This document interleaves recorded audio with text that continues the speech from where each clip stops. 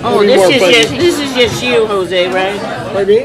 No, I put it here because she came and I figured she could take it. Okay. She didn't take it. No, well, she was. Pass that around too. Pass that one around.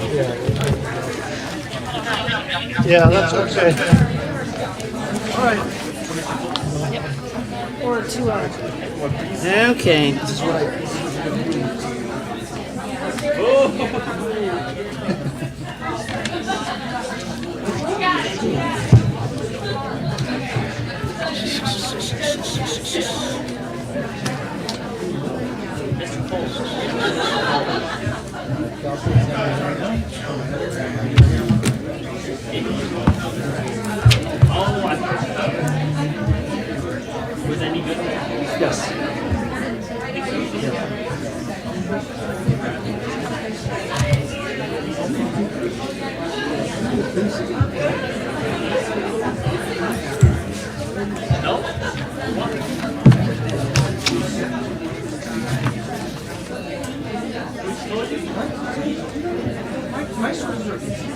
You ready?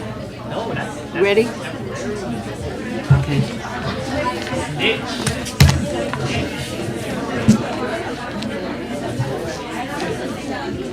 Okay.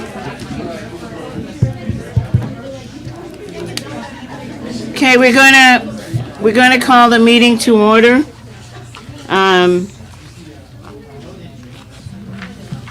We do have one thing to report out, a due process settlement. Hinojo's motion, and the second was Jose Barrios, and it was 5-0. And we do have Ken online, right? Yeah, is that good? Oh, I didn't even see it. Okay. Oh, that's correct. All right, you're behind me. Okay. All right.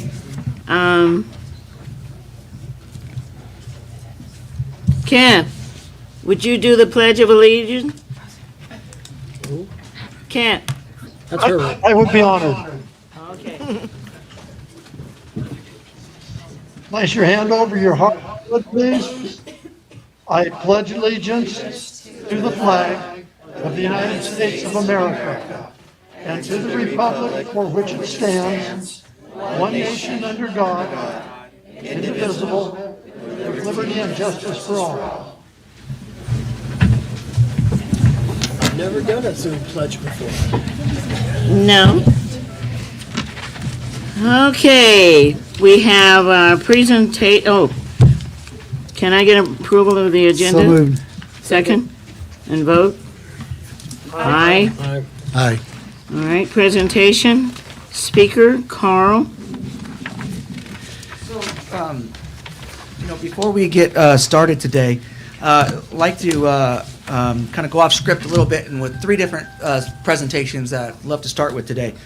Today, 4 of us, Mike Wilford, myself, and Jose and Rosie, we had the chance to go around and we honored over 60 veterans who are our staff at the Victor Valley Union High School District. And it was an honor to be able to hear their stories and to be able to honor them and to say, on Monday is Veterans Day, and to be able to even tell our students, what that day was. We heard stories of people serving in the military or still in the military, 23 years, 4 years, 5 years, 14 years, and all of the different jobs that they did, from working on submarines to aviation mechanics to munitions to those who blew things up. It did scare a few of our students around, but it was really an honor for us to be able to do that. And with us today, we also have a veteran that sits on our board. And today I'd like to be able to honor a couple different people. One, Mr. Hinojos served in the United States Army, I believe from 1961 for 4 years. He was a tank commander, and he had a blast blowing things up. Yep. And so with that. But in addition to that, Mrs. Dew's husband, Lionel Dew, served in the military, as well, and traveled all over and worked in the medical field. And so it'd be our honor to be able to, and I know he's not here with us today, but to be able to honor Mr. Adu. But I think one of the things that are really important about the military, for those who know those who serve in the military, it's not just those who are in the military. It's their families, it's their wives, it's their time away. And so, Barbara, we'd also like to honor you as a symbol for all of our veterans as well, for your commitment and sacrifice for, the time away that you spent away from your husband and traveling through the country. And Mr. Hinojos, your service to this country will never go unnoticed. And so today, I have a small token of our appreciation for you. So thank you for your guys' service. Thank you. Wow. Thank you. Thank you very much. Thank you. Thank you for your service. Thank you for yours. And please pass it along to Lionel. Oh, yeah, I will, definitely. And my Barbara dad. served more than anybody, huh? Yeah, Your whole like life. my dad, yeah. Let's get a picture with him, yeah? Oh. You were posing for the picture, now you're gonna.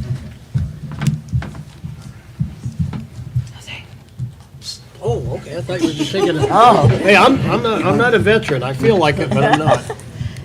he might as well be. All right, hey, do you guys mind just holding those bags for us? Oh, Cool. All right, thank you guys.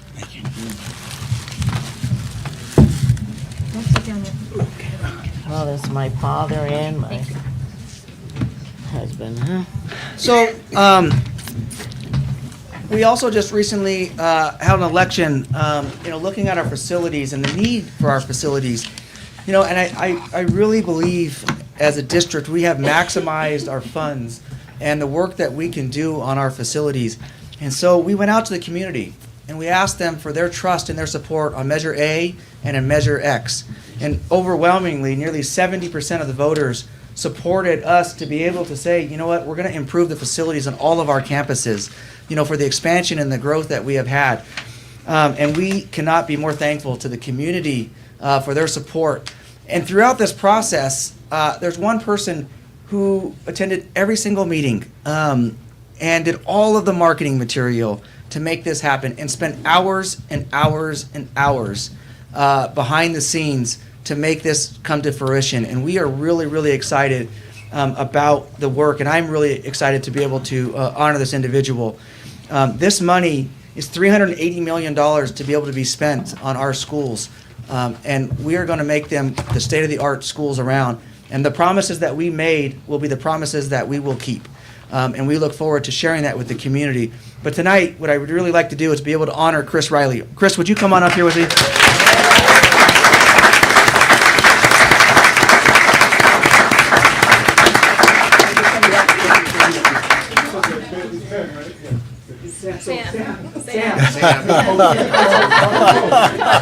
Chris, I'd like to give you a plant, and this is on behalf of the Board of Education and the Executive Cabinet, and really the entire district. And here's a gift card. We hope you and your wife enjoy a nice dinner, and now that you can breathe a little bit, now that the bond's all done. So, Chris, thank you so much for your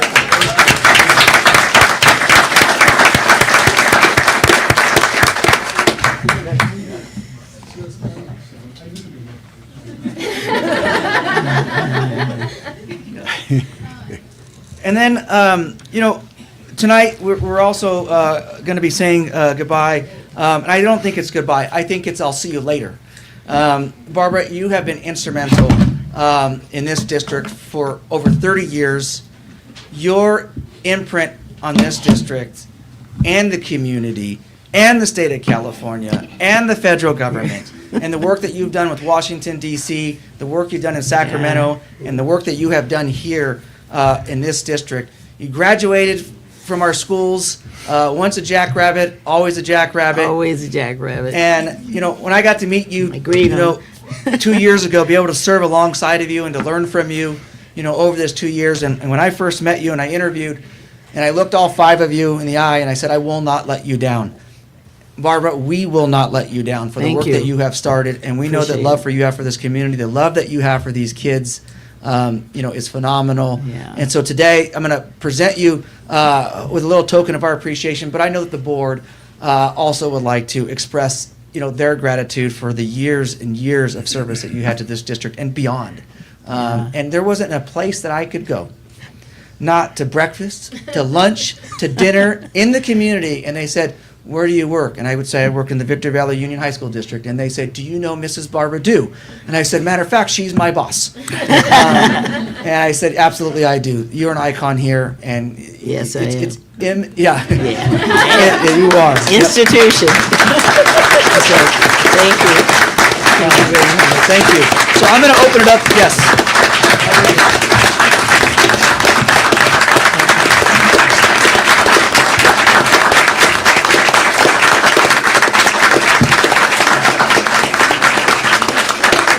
Thank you. And I know the board would like to say a few things on their behalf, so, You were standing ovation too. yep, absolutely. Thank you very much. So let me start with the board. Whoever would like to go first, I know they would like to say a few things as well. Well, Barbara, I've worked with you for a long time, both in Victor L. as part of our teachers union, as well as on the board. And you made me feel so welcome when I joined. And I've been with you at many conferences or many venues. And I've always been impressed that you can walk both sides of the aisle. They can be very conservative, very progressive, and they adore you. They absolutely adore you, Yeah. everyone. Yeah. So thank you for your years of dedication and putting in so much work for our district. Thank you. Thank you.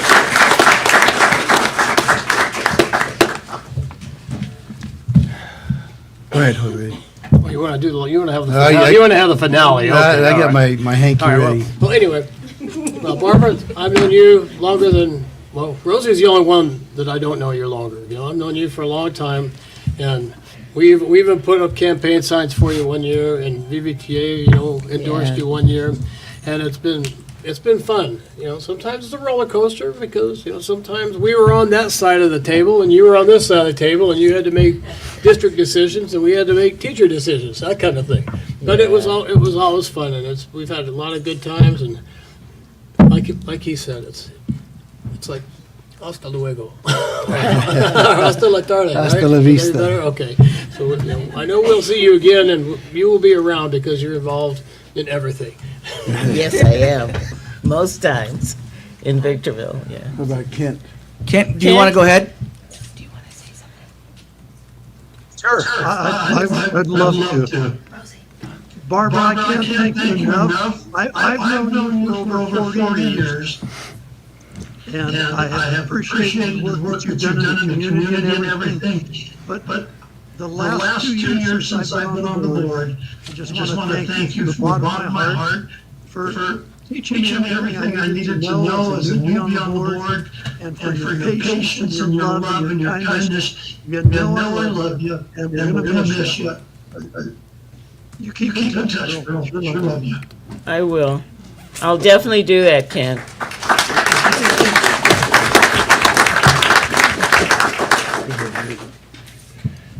Miss Barbara, I just want, no, underneath that. Miss Barbara, I just wanted to say that, you know, ever since I joined this board, you've been the most welcoming to me. I love our inside jokes so much, you know, I love sashimi. I appreciate everything you've done for, you know, for our community. And, you know, as Mr. Cole said, you know, this isn't goodbye. I'll see you again, Miss Barbara. On the Oh, next yeah. Shishini. Thank you. Well, My Santa Claus. No, he really was. In my classroom, you know, my second grade classroom that I taught in, every year he would come as my Santa Claus, dressed in a Santa Claus suit, and give out little candy canes to my little second graders. the first time I met Barbara was in 1967. She was running for Miss Victorville, and so was my sister. My sister came in, was first alternate, and Miss Victorville was crowned Miss Barbara. And that was 1967, yeah. that was so cool. I didn't hold it against her that she beat my sister, but because we were there at the El Rancho Theater. Yeah, where it was the Rancho Theater at where that they held time. it. Yeah. And we didn't have to sit in the balcony that night, No. you know, because that's at that time It was integrated. Yeah, the Mexicans and the Finally. blacks had to sit up in the balcony because we Yeah. couldn't sit in the main portion of the theater. But that night we could. We all mixed in there because it was mostly Mexicans and blacks that were running. from Yeah, Victorville. because I was running for Miss Victorville, yeah. And then, so we've kept in touch over the years. And I heard from Barbara back in May of 2016. She called me up. She says, Rosie, we have an opening on the school board, Victor Valley Union High School District. And I think you ought to put in for it. It's we lost, in fact, it was Kent Crosby's wife that had to resign because he was promoted to a principal. So she had to resign from the board. So they had an opening. And she called me, says, you really ought to put in for it. So I thought about it, and of course, I couldn't tell Barbara no. And so I did. So they had an interview right here in this boardroom. So I come bopping in thinking I'm the only one that's going to be interviewed for this job. Well, there were 6 other people. I wasn't aware that there was other folks that had put in for it. I assumed when Barbara called me that I was the only one. And then the interview process was quite something else. It wasn't just the board and the superintendent. It was interview by committee. The whole stinking audience sat in on it. So I had to stand up there, right there where Superintendent Cole is, and answer all their questions. And I thought, well, I gave it my best shot. They interviewed the other 6 folks, and then at the end, I was fortunate enough to get selected. So I served 6 months. Yes. And then that November, there was an election. I ran for it along with Barbara and Jose, and unfortunately, I didn't get voted in that year. So that was okay. I'd served those 6 months, which was really interesting. I learned a lot from Barbara and everybody else. Penny, that was here at the time also, and so I went home about my business, playing golf and enjoying myself. Then in August of 2022, she called me again. Said, Rosie, we really could use you. Said, think about running. There was an incumbent that was running at that time. And so again, I couldn't tell Barbara no. So I submitted my name and I ran, and fortunately, I was lucky enough to get elected. So I've been here since 2022, and I was looking forward to serving some more years with Barbara because she's such a wealth of information and knowledge that we all learned from her. And I was so disappointed when I kept watching the numbers, and when it was said and done, I couldn't believe it. I thought, well, maybe she's meant for something else to do down the road. So, Barb, I wish you the best. Thank you. I'll always cherish our friendship, Yeah. and I love you. I love you too. You're like family.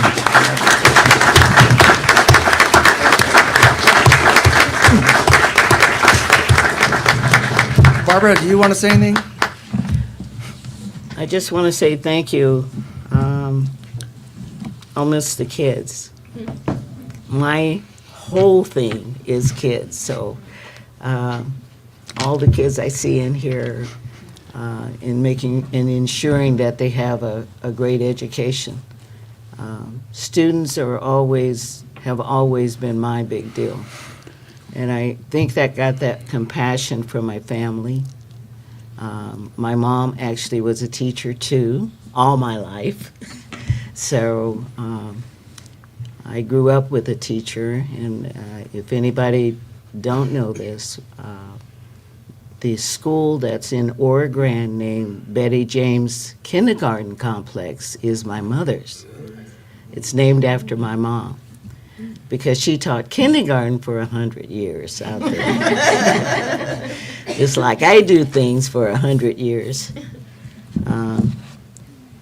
And when he mentioned Miss Victorville, I did win Miss Victorville in 1967, and I could only be Miss Victorville, and there was 3 other contests in that whole thing, which was Miss World Division, Miss USA, and Miss America.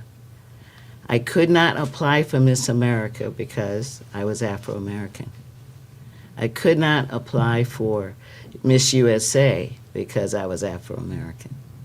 So those 2 I couldn't be in. I couldn't even compete in them. But I did get to compete in the Miss World division. But, and that just tells you the kind of times it was back in '67 compared to today. Now today, if you win Miss Victorville or whatever, you can compete in all the contests. But back in those days, I could not compete in everything. So I kind of halfway blazed a trail in trying to integrate the things that you kids can see today. Anybody can do anything today, almost. Almost. Not all the way, but almost. And then he lived across the track. Me, I couldn't even live in Victorville because we were Afro-American and we had a motorhome. So we had to live on the base where they made a special place for us to live on that base. We could even live on this side of the track. He lived across the track. So I did trace a lot of the history of those families that lived across the track. And I probably will write a book on how things were compared to what it is today. We've come a long, long way from where we were when I first arrived in 1962. I just want to thank everybody for all the things that you've done and for the people that I work with.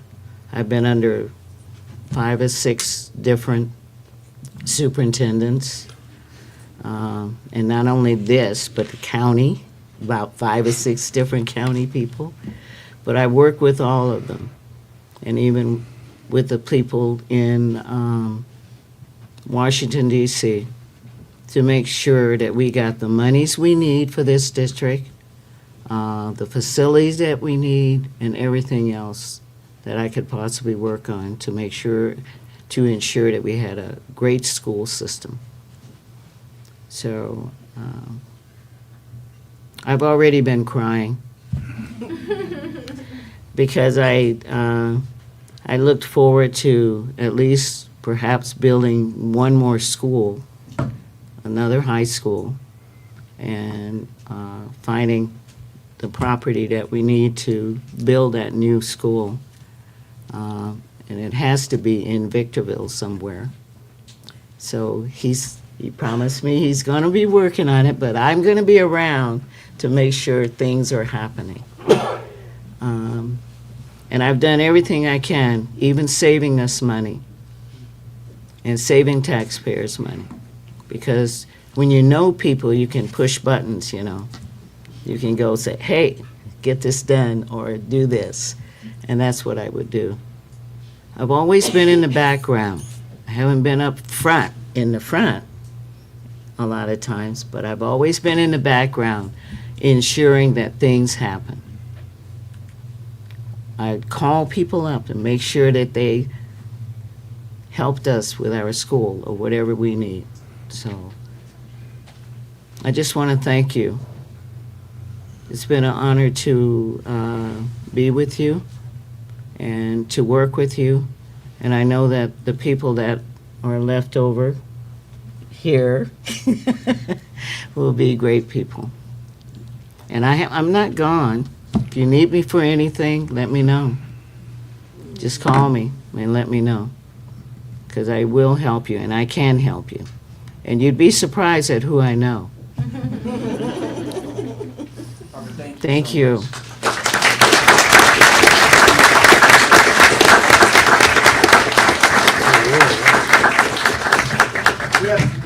two pieces of token of our appreciation.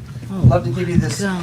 this vase that says thank you for your many years of service to education and the immeasurable impact on students and staff. Thank you. Thank you. Wow. And someone has to volunteer to help her get this out, because that's Oh, looks my heavy. I will God. help you take it out. And then also for this my year to serving God. as the president, Ms. Barbara Dew, thank you for your service with the Victor Valley Union High School Board of Trustees, President 2024. Love to be able to give that to you. Thank you. Thank you very much.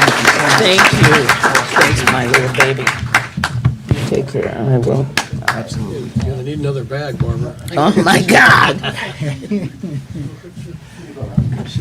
Wow, yeah, there you go. Carry all your stuff. Yes, I should have brought Lionel, huh? Thanks, baby.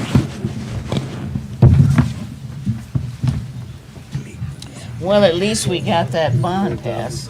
I won't let her We sit did down. get the bond pass. That's a good.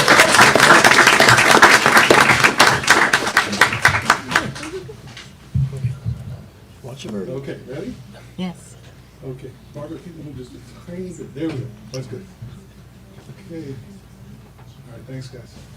Thank you. Don't sit down yet. Oh, don't sit down. Yeah, we had to move Oh, the my chair. God. Yeah, that would ruin your day. Yes, that would ruin my day. Yes, okay. I'm gonna go back to the museum work. Route 66 Museum. Okay, You ready? yes. Okay, so the next on the agenda was our presentation. So this year, if you ask my executive cabinet team, I was homesick for 2 days. And I said, you know what? We have not taught for many years. For me, it's been 17 years since I've been in the classroom, and they'll echo the same sentiment. And we said, you know what? It's been too long. We need to teach a class. We need to remember what really matters in that connection between a teacher and that student. And so this year we took on the challenge, besides our regular day jobs, of teaching an executive leadership class at the Victor Valley High School. And we couldn't be more proud, because I think as much as we're teaching our students, they're teaching us just as much. You guys have made me super cool for my own kids, so thank you. I've learned many, many, many different words that I didn't even know were words. But as a part of this, and really as a district, it's the project-based learning that matters the most. Okay, it's the real applications of what it would be a student and take a project and turn it into a project-based learning. And so as an executive leadership class, we gave them the task that said, hey, this is your school. We want to be able to help you, support you with an endeavor for the school of the Victor Valley High School. And so the kids came up with a project that they're going to present to you today. And as we talked about through executive leadership, how to kind of make presentations, how to ask an executive board for some money, and to be able to take their learning in the classroom and to make it come alive. So with us today are two of our students who will make the presentation on behalf of the executive leadership class. Would you please join me up here? Oh.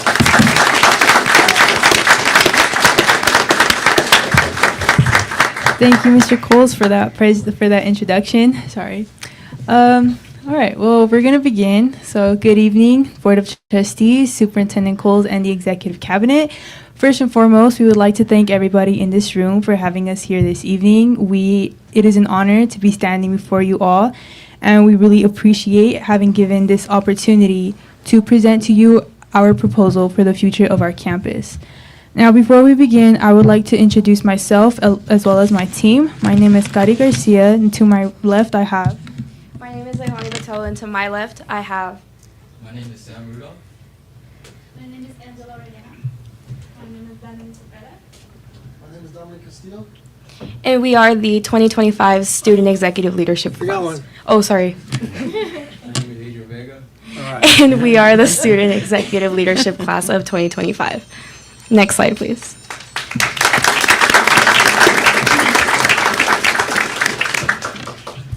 So to kind of go behind of what Mr. Coles had said, we were 11 students giving a class, walked in on the first day, didn't know what we were getting ourselves into. We had 4 amazing people in front of us. coming to find out, they were the superintendents of the school district. That was kind of scary to find out.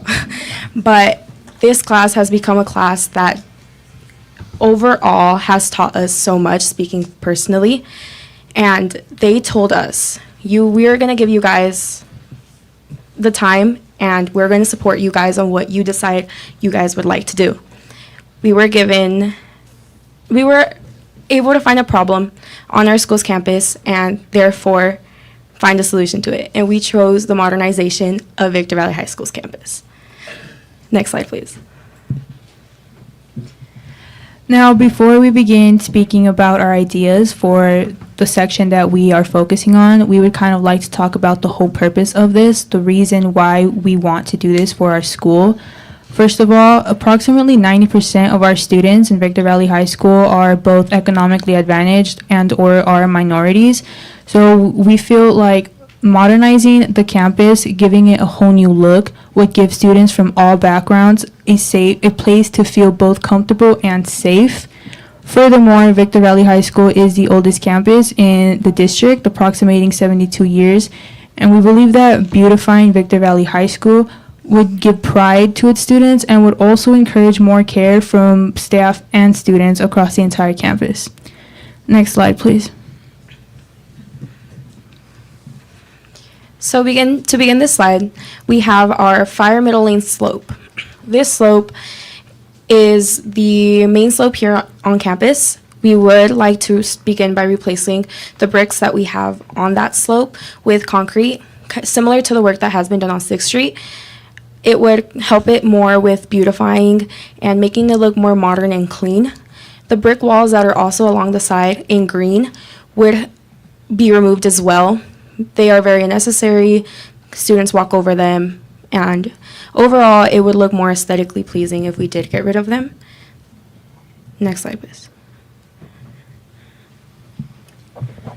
Now, this restroom is a portable restroom, and for reference, it sits right in front of the middle slope that my partner just spoke about. Now, this restroom alone did cause a lot of controversy and a lot of debate within our team, but after a lot of discussion within our teammates, we concluded that the best solution for this restroom was not only to keep it where it's at, but to make it bigger and create a more permanent structure for it. And just for some context, this restroom is the only restroom open during school hours, approximately 95% of the time. It creates long lines within school hours, especially times during passing period. So not only do we want to remodel it and make it look nicer, we want to make it bigger with more stalls for students. And we believe that this would make it accessible to students more than it is right now. And it would provide for faster trips to the restroom. As we can see in the photo on the bottom right corner, this is a picture taken during school hours of the long line that this restroom causes because there are only 2 stalls in the women's restroom, 2 stalls and 1 urinal in the men's restroom. So we want to make this restroom bigger to increase its accessibility to students during school hours. And we understand the time, effort, and money that would be put into this restroom as alone, but we as students genuinely do believe that this restroom, if it's going to be the only restroom open, just has to become bigger for students. Next slide, please. Moving along from that middle and the restroom, we have our left and right slopes, kind of similar to the one that is in the middle. We would also like to replace the bricks with concrete to make it symmetrical with the rest of the slopes, helping again with more beautified and modernized looks. Removing the brick walls along the side, getting rid of the tables, leveling out the ground, making the place more open, more accessible for students to be around. Next slide, please. Moving along from that first level, this is the second level of the section of the school that we are focusing on. As you can see in these photos, there are many trash cans. As the photo in the upper right corner are the trash cans that are on this second level, and the photo at the bottom are the trash cans that are in the front of our campus. As we can see, there's a really stark difference between these trash cans. So our ideas for the trash cans on that second level is to replace them with new trash cans and have a partnership with Mr. Garcia, who is one of our CTE teachers on our campus, to create a logo similar to the ones that we have in the front, to just implement some more pride within our campus. Furthermore, as we can see in that upper left photo, there are patches of dirt within this second level that we really see no reason for. They are kind of just there within that area, and it makes the whole place look a bit messy, if I dare say. So we want to definitely have concrete work done in this section, fill those pieces of dirt with concrete just to give the overall place a nicer look. And furthermore, in that same photo, there are many brick walls within this level that many students just walk right over. So we honestly don't see any reason for those as well either. So we want to remove those brick walls and just open up the area even more. Next slide, please. Along from the trash cans on that same second level, we have our right field. This right field, we also had some discussion about for the grass. We didn't know whether turf or keeping the grass was a better idea. But after lots of discussion with Mr. Jurgensen as well, we kind of came to the conclusion that turf would be a better idea. It would also look more, again, aesthetically pleasing, beautified, modernized. On the right top picture, we have this building looking type of thing. And we came to find out that it was an irrigation system. If we were to add turf to this section, this irrigation system would not be needed. Therefore, it would be saving us money in the future if we did add turf and got rid of the grass. Along the grass area, we have a piece of concrete that is unleveled and uneven, so that would also need some concrete work done to it. Next slide, please. This is the unleveled concrete work. We would like to level out this whole piece of concrete work. We took some rounds around the school, kind of looked at it, went into depth about it, and with further discussion, we thought that either adding more turf to this small piece or extending it, adding a slope, therefore it would meet the requirements for the ADA, making it safe for students who are special needs, who do need that extra help. And yeah, sorry. Concrete work here would be leveled out the grounds, prevent lots of safety hazards, and also make the place look more clean and aesthetically pleasing as well. Next slide, please. Now, this is a field still on this second level. It is on the left side, and we had very similar ideas for this one as well, just to make them more symmetrical. We wanted to add turf to this side of the field as well. As we have discussed, it would save money on the irrigation system. We were also thinking of adding lining to the turf that we would place there, kind of create it like a little mini soccer field, as we believe that this would encourage a lot of students to be outside and be active outside, as some students either hang out in classes or they're the students that do play here. We just think that having like a little field for them would be kind of nice and would just make them be more active outside. So, next slide, please.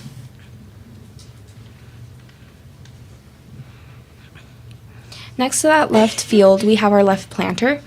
This planter it looks like a project that was started but wasn't necessarily finished. There's a brick wall that isn't necessarily done. We call it the border. So that little border is halfway done. It's kind of cracked up.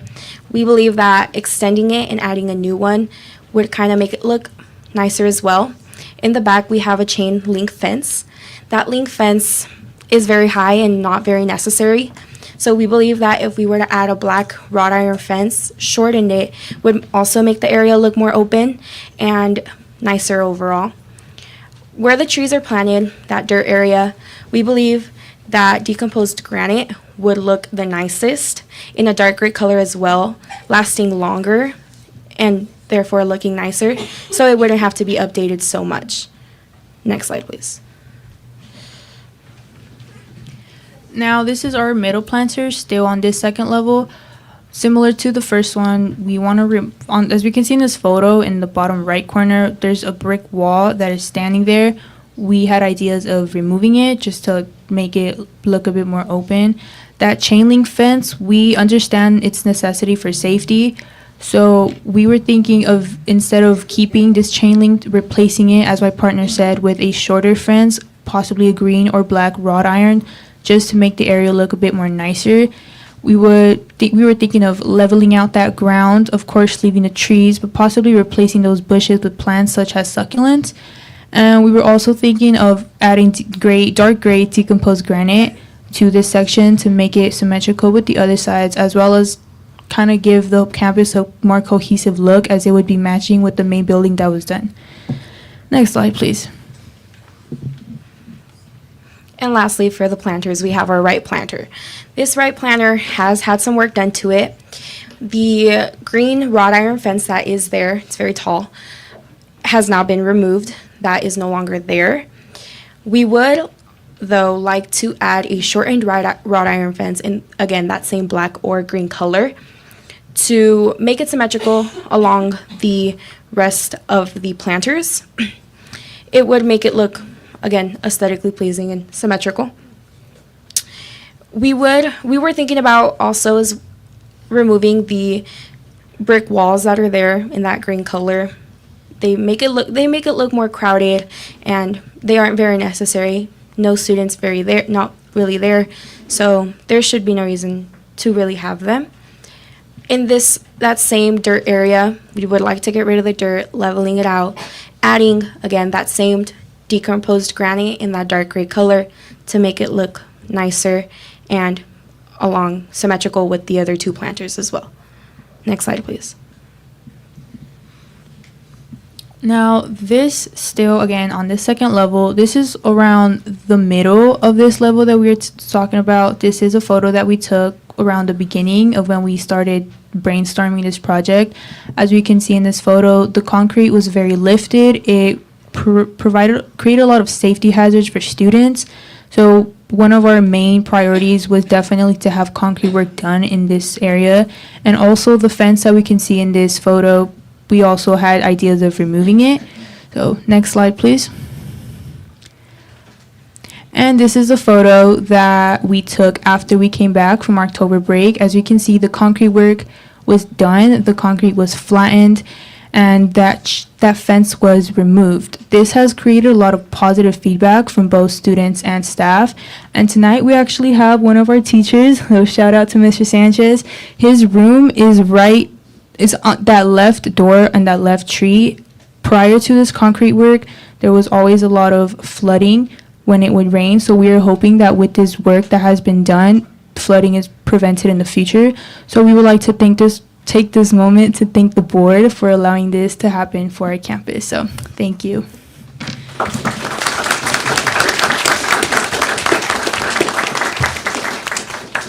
Next slide, please. Just to wrap up what my partner had said, I as well would like to thank the board for that. I got tired of tripping off of the concrete work. But moving on, we have the second level seating area. In this area, we would like to add round tables. We have tables here in this area, actually. They are rectangle picnic tables, and we feel that adding rounder tables with umbrellas would make it convenient and very accessible for students when there is a lot of sun. We get sun here in Southern California. Wait, we're in Southern California. I think so. But yeah, so we had a lot of discussion with this as well. We didn't know if adding a big shade structure was a better idea than these umbrellas. Mr. Coles gave out an idea for that shade structure, and we were kind of looking at it, and we were like, you know what? We feel that this area, there's classes next to it. It's kind of crowded. Adding that big shade structure would make it look more crowded. Umbrellas, they're easy, they're convenient. Students like them, they sit under them. You know, I feel like that's kind of what they're for. So adding those round tables with that umbrella in this area would make it look more open. And I feel like it would also make it look more like a college campus, make it look more modern overall. Next slide, please. Now, in terms of finances, we did discuss with Mr. Jurgensen. He gave us his ideas on this. And the budget that we concluded was around $2.9 million. The turf would probably cost around $100,000 to $200,000. The concrete work on the slopes would probably around $1.5 million. And the portable restroom would also be around the thousands. So, but we do understand that there may be some unforeseen circumstances in this project. So we kind of questioned a little bit and concluded that the overall budget wouldn't exceed $3.5 million. So I would just like to take this moment to ask you guys to please take into deep consideration our ideas, what we have presented to you all when making your final decision. So next slide, please. And we would like to conclude this presentation. I'd like to stand here and say thank you as well for your guys' time, for your time this evening being here. Board, it was a pleasure. Come to find out that 2 of the board members taught at Victor Valley High School. 2 of them graduated from there. So we know the love that you guys have for Victor Valley High School. It is such a pleasure to be here at this school, at this campus, because it has been here in the high desert really for so long. So thank you, and we are the Student Executive Leadership Class of 2025. Wow.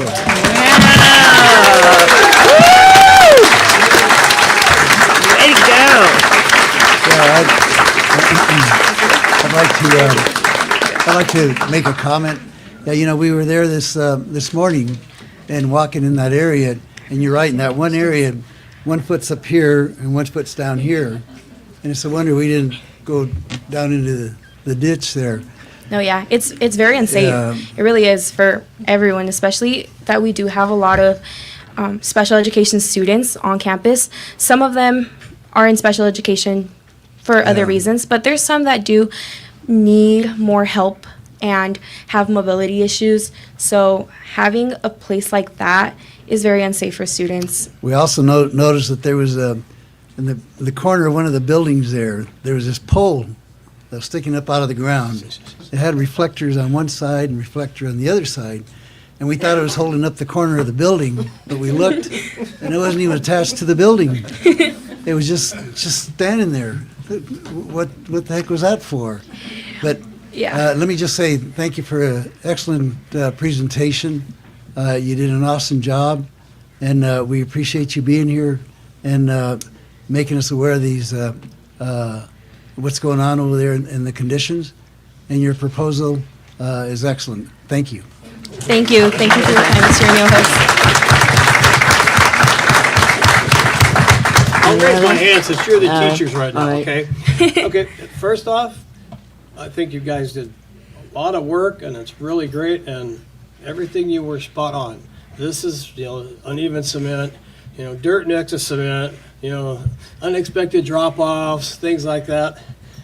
But if you ever have any worry about the people on the board being concerned about Victor Valley High School, between us 3 and Mr. Crosby, who's online, we have over 100 years to Victor Valley High School. And Mr. Crosby and myself, we were there physically for almost 100 years, just us. I know he's pretty old. But no, anyway, that was great.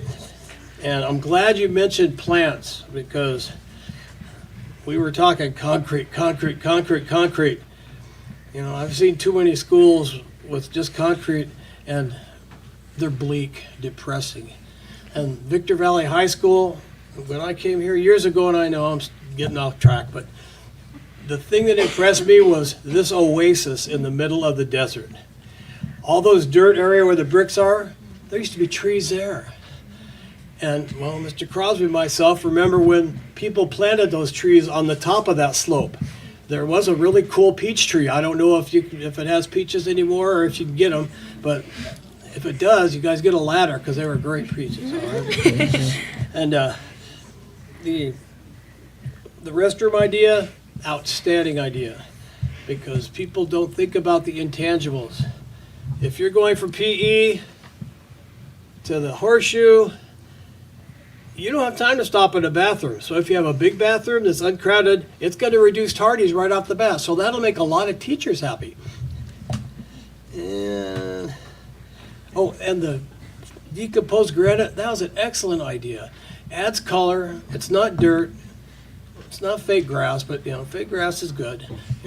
Some of us remember when it was real live grass, imagine that, huh? Removing the retaining walls, yeah, that'll get you guys back, and the contractors get it figured out how there's no erosion. That's why they had to put those there, because the hill ended up on the bus lane when it rained. And one thing, one of the slides said, remove the irrigation. I would say modify it, repair it so it can be used. So that area doesn't look like, the softball field? That used to have beautiful trees all the way around it. Now it doesn't, because whoever decided they didn't fix the irrigation system. And so all those 30, 40-year-old trees were gone. So whatever we could do to keep the trees, I know you got me and Ms. Edmondson on your side, because we're tree huggers.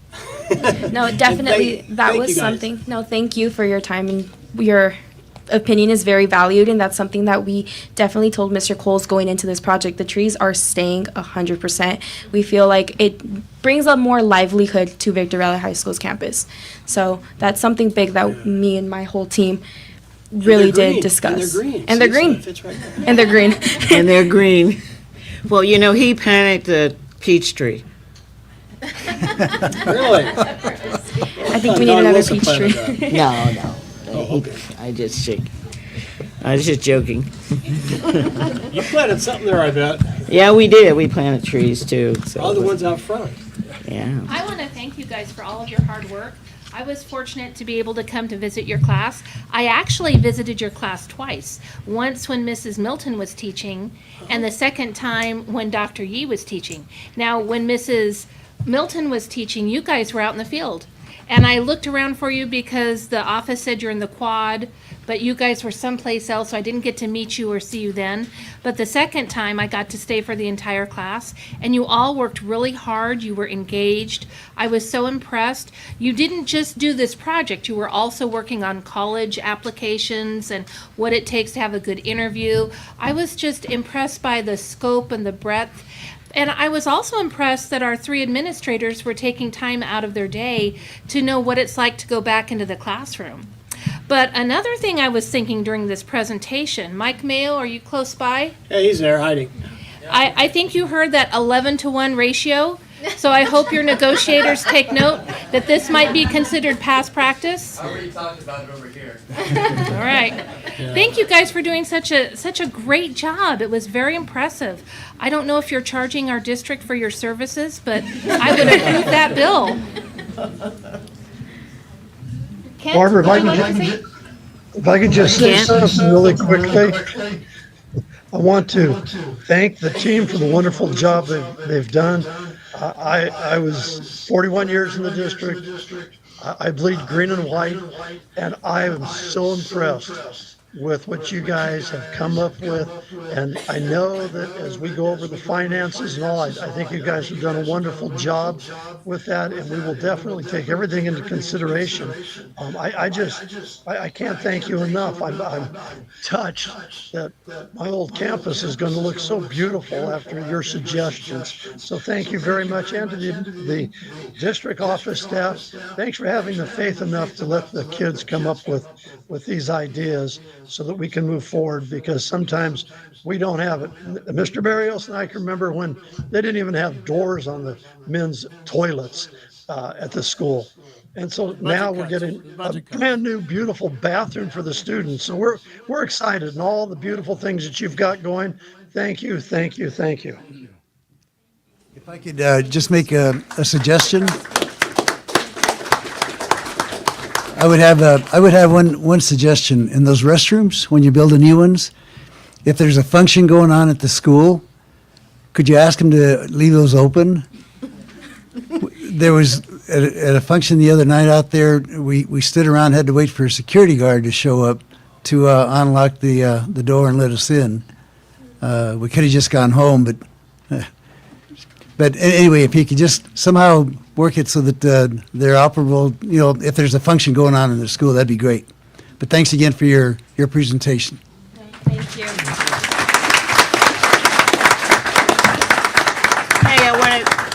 you guys for redesigning part of our school, which is really great. And hopefully when I come back to look at the school, we'll see that big change that you guys came up with for our school. Thank you very much. And our Thank bond you. money, right on time. Thank Right you. on time. No, and I could definitely say that the legacy of Victor Valley High School will definitely be there 100%. This school has such a legacy, and just being able to add to it is super iconic. And just being able to, have that opportunity, genuinely thank you from the bottom of my heart, and I know the rest of these students mean it as well. Superintendent Coles, Executive Cabinet, it was such a pleasure. Miss Milton came into this not having taught once, and she's great, Like, this was such an opportunity that is very memorable and unforgettable. So thank you all. I have another question. Is this just a semester class? Or are you going to be able to get another 11 students? Or are you going to double it to 22 since you had such success with the Everybody's first focused on group? 11. We're going to see, it definitely is going to be a one-semester class at Victor this year, but, I think it's been such a hit that we'll probably take this on tour in the future at other schools. Or have an advanced class? It's gonna do other schools too. We've tried to do this too, but That's what it is. we still have our other day jobs to run too, but I think, just for Well, us you to be able- realize you gotta do this now at Silverado. I know, now and we're you on gotta the do hook, it so- in Atlanta. Stay so, tuned, there's more coming. Everybody's gonna say, Hey, they're well, 40 they years didn't new. come They're 40 here. years newer. We're playing catch up. Okay. Yeah, So, but yes, you know. there's talks of that. but let me ask you this, how did you like that? Did all of you like that idea? Did all of you students like that idea? Oh, great, that's great. And you realize they might have to go over to Silverado and Atlanta. Yeah, get them to fix the boys' locker room and boys' PE before you do that, okay? The old gym, you guys know what I'm talking about, all right? Yeah, well, they know what you're talking about, yeah, that's definitely true. Thank you very much. We Thank really you. Great appreciate job. it. Great job. Excellent, You guys have, excellent. don't go nowhere. Don't go nowhere. Next up on the agenda is the vote. Yes. You gotta hang out now. Where's it? and then have a seat. Osage and Rosie, let Yeah, him. Yeah, Hubert. Why don't you make the motion to approve this? I, Hubert Hong, making a motion to approve this. I'll second. Okay. So just real quick before you vote on this, the money from this, we still have to do the fiscal responsibility, part of this. This money was already earmarked for the school. It's coming straight out of the facility funds. Potentially could be used of the bond money in the future. It'll be a project that will, definitely take some time. We'll have to take into consideration the bond projects that'll take place. But I can absolutely see this starting to move on this, within the next, 6 months or so for this project, depending upon the architecture. Additionally to that piece, what you'd be approving tonight is an amount of money with the scope and sequence that they put in place to not to exceed this amount of money, but every single measure would have to still go through the same process, through, anything that has to get approved by the state, and then all the contractors and all the normal business that would take place would still come your way over the next several months. So this is an entry part that says, hey, you know what, we're gonna commit this funds. We've had it earmarked for Victor Valley, High School. Same funding that did the amount of money for the front of the school. This was the second part of that money that was already been earmarked into there, coming straight out of restricted facility funds. Is this class all seniors? This class is all seniors, and here's the thing. Unselfishly, they know that they will not be able to see this as students, but one day, potentially their kids, their grandkids will also be able to see this, and they're gonna leave a huge legacy behind. And when this is done, we're gonna invite the class back, put a plaque with their name on this. This was their design, ribbon cutting. ribbon cutting, the Yeah. whole thing, in the near future, but.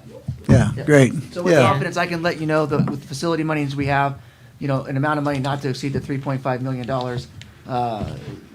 Easy feat for us, already earmarked. But we originally were gonna design it as the adults. Instead, the kids got The to design kids it, did and it. their ideas Yeah, are way better than ours. That's good. Hey, they gotta That's live there. great. What the heck? It's a great idea. Yeah. Yeah, that would be really great.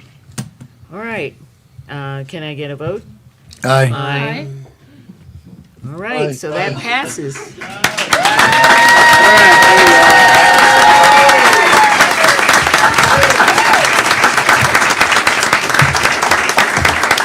Oh, yeah, boy. You guys just got $3.5 million. Yeah.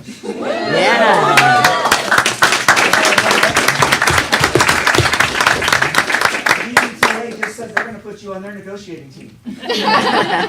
Done. They're already Would you guys please come up here? This is our district challenge coins, and what this is one of our highest honors that we give. We have 3 core values in this district. It's equity, Don't break it. It's unbreakable. proficiency through mastery, and focus on results. No doubt you guys came today, you delivered big. I'd love to be able to present you guys with a challenge coin. Would you please come on up here?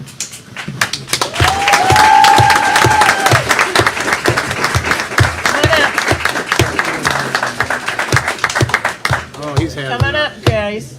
Come on up. He's having. We're gonna get a picture. Yeah, we with got to you get a guys. picture, you guys, okay? Shake everybody's hand. Yes.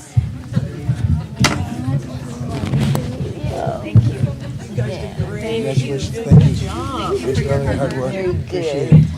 it. Good. You guys, I'd be waiting for you here. Yeah, we'll see you guys at graduation. All right. Where's my in and out? See, I knew it. I knew it. I knew it. You guys did good. You guys did so good. So proud of you guys. Great job. You guys did good. Oh, yeah. So proud of you guys. Good job, buddy. Finally, they remembered you. You guys did so good. So proud of you guys. So proud of you. You did so good. So proud of you. So proud of you. Wow, you guys are getting taller. Yeah. Wow, the first time I saw you was shorter. Now you're taller. Wow. Everybody's taller than us. Taller now. They're seniors. They're seniors. All right.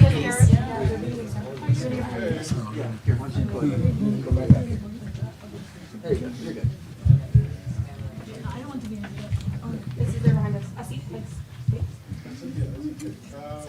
Stay right there. Stay right there.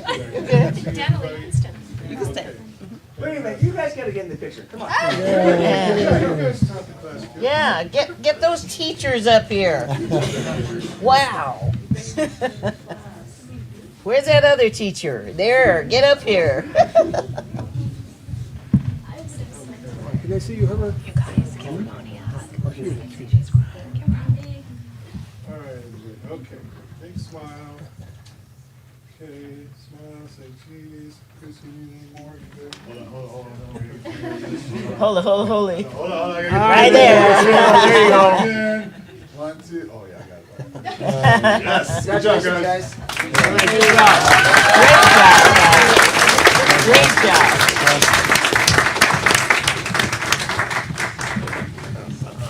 Okay, wait a minute. I got it. You got it? Okay. Sure Don't be did. late for class. Yeah. We'll be late tomorrow. Yes. Would you like a tissue, Miss Jeannie? Are you teaching this week? I'm All right. anxious to see what scores they get on their report card. We told them today it was based on the board. Yeah, One of their projects. They need 20% from each of you. Part of the Oh, it's 20% of their grade. Oh, great. Fantastic. That's like college. It's like doing college work. While we're having a transition, I want to say hi to Claire and Kason and Lucy, my students. Oh, Hey.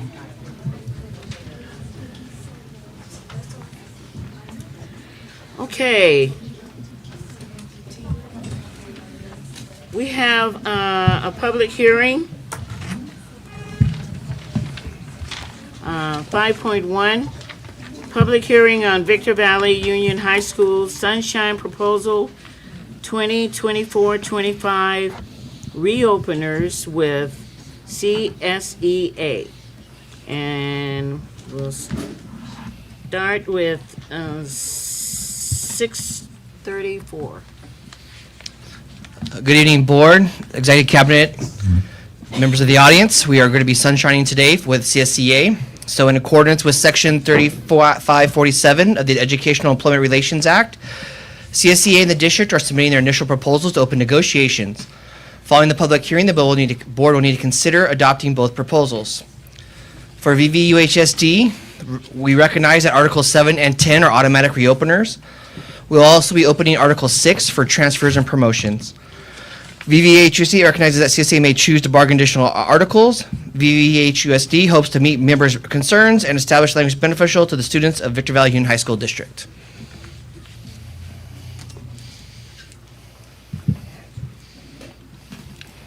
Okay. It's 6:35. Any questions, anybody? No? All right.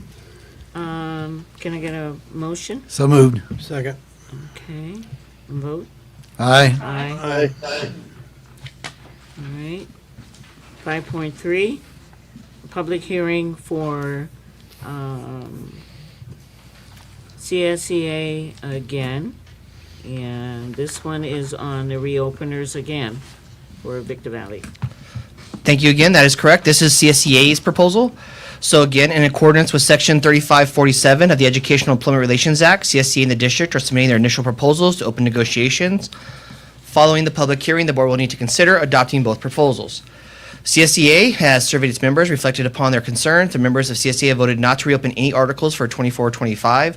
CSEA does recognize, though, that they would like to keep open, of course, Articles 7 and 10, which are automatic reopeners. Furthermore, CSEA recognizes the district, VVUHSD, may choose to open articles as they see fit. CSEA recognizes that the district may choose to bargain additional articles, and CSEA hopes to meet their members' concerns and establish language beneficial to the students of Victor Valley Union High School District. Okay, we opened that at 6:36, and now it's 6:37. Any questions from anybody? All right, can I get a motion? So move. Second. Okay, vote. Aye. Aye. Okay. All right, Thanks, Michael. resolution 6.1. Resolution 25, zero emission school bus. Okay. Okay. Good evening. Senate Bill 114 authorized the Zero Emission School Bus Infrastructure Incentive Program, also known as ZESB.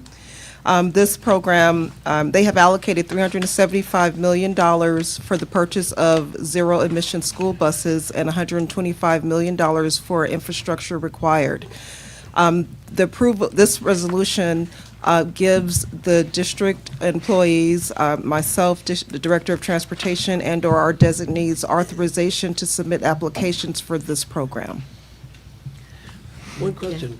The 75 million, is that for the whole state? That's for the state, so it's a total of $500 million for the entire state, so we're just applying for a piece of that funding.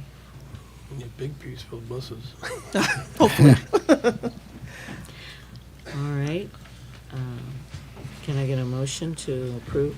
So moved. Second? Second. All right. All right, a vote? Aye. Aye. Aye. Okay. Public comments. Let's see, the Superintendent's Student Advisory Committee. And that student is Hernandez. So we got, Here. we have our SIM students. So every month we meet with the Superintendent Advisory Committee, and this is the heart and soul of the input that we get, that I'm able to provide to the board and, to the executive team and to the district office. And it comes straight from our students' voice. There's two representatives from each of our schools. And so our two representatives today, and they'll come and they make a report to our, to the board. And our two students are from SIMS. So if you guys would make your way up today, and Kason would be like,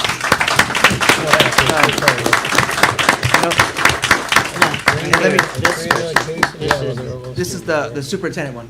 Yeah, the ASB's next. But our students, as you know, they're not shy. They tell it the way that it is, and that's the way we expect, so that we can get better as an organization and as a district. So the floor is all yours. Introduce yourselves to the board and go for it. Hello, everyone. My name is Adriana Kelly, And I'm Kason Hernandez. and we are part of the Student Advisory Committee for Cobalt Institute of Math and Science. In our last meeting, we discussed the issue of school safety. We highlighted the growing concerns about the use of drugs, alcohol, and violence in our school communities. These issues have plagued campuses for many years, impacting the overall safety and well-being of student and staff. Although our schools specifically may not be currently facing these issues on a large scale, it is important to recognize that these problems are contagious and are growing fast.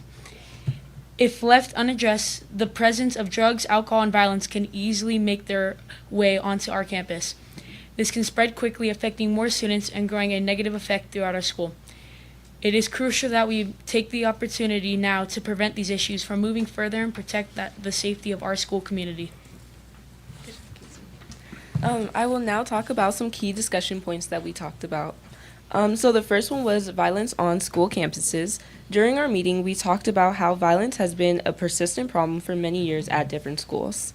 These incidents continue to affect the safety of students and staff. Alcohol on campus. Alcohol has become an issue, with reports of students coming to school under the influence, which can lead to unsafe behavior. This has brought upon our campus in the past few years as well as others. Drug use. Drugs including tobacco, e-cigarettes, TLC, nicotine, and marijuana have become common on many campuses. This issue is deeper than just access to substances. It also ties to students' personal troubles and the pressures faced outside of school. Drug use, or drugs in bathrooms. Many students use restrooms as private spaces to use drugs. This causes a hold on the restrooms and facilities, as well as many innocent students being accused for using as well. Some solutions we discussed at our meeting are increased security presence. Adding more security guards to patrol campuses allows for quicker response for incidents. Improved metal detectors. Installing more advanced metal detectors at schools' entrances can prevent weapons and other dangerous items from being brought upon our campuses. Stronger and better substance abuse education. Providing a more open-minded drug and alcohol education to students and with counseling for others can help raise awareness for consequences and provide resources for people who are struggling. Improve surveillance. Installing more cameras in key areas such as hallways and around bathrooms can help monitor and prevent drug dealing or violent incidents. Anonymous incident reports. Anonymous incident reports allows other students to comfortably report the acts of violence and or substance abuse on campus without feeling the underwhelming pressure of guilt.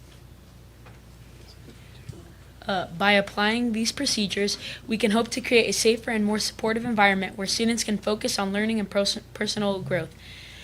Without the consent threat of drugs, alcohol, and violence disrupting their lives. You cannot stop students from using substances, though you can educate them and present the many consequences that come with them. Finally, Sims would like to recognize Mrs. Dew and her support for Sims and students throughout the district. Your presence will be missed. We wish you luck in your next endeavor. Thank you. Thank you very much.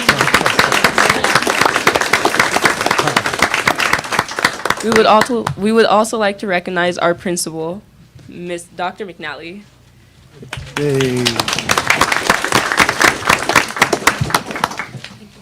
You guys did great. You know what I love about this group is you tell it the way that it is, but you bring solutions for us to consider and for us to kind of start to implement, more widespread. And you're it. You're going to be the next to kind of solve these complicated problems.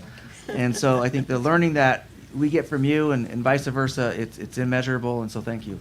Thank you so much for being willing to come up here and just let's just not sugarcoat it. Let's talk about the real issues that exist so we can get better as an organization. So thank you.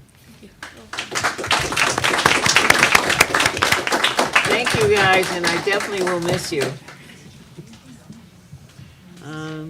All right, student comments. Let's see, Lillian from Adelanto.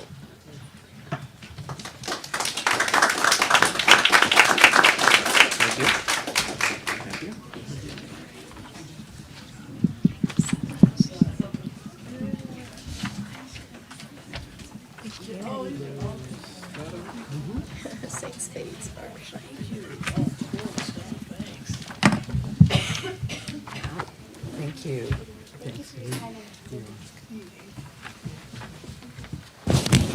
Thanks for being here. Thank you for your service. Here's the barber shop. Check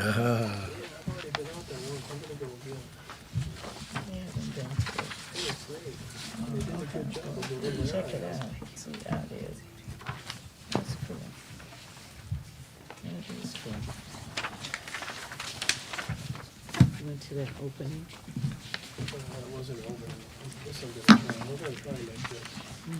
Good evening, board members, superintendent, and community partners. I'm Lillian Statham, 11th grade e-board treasurer at AHS, and our student learner outcomes are to achieve, honor, and serve. And I'm proud to highlight how we have been living out those values since I was last year. Achieve.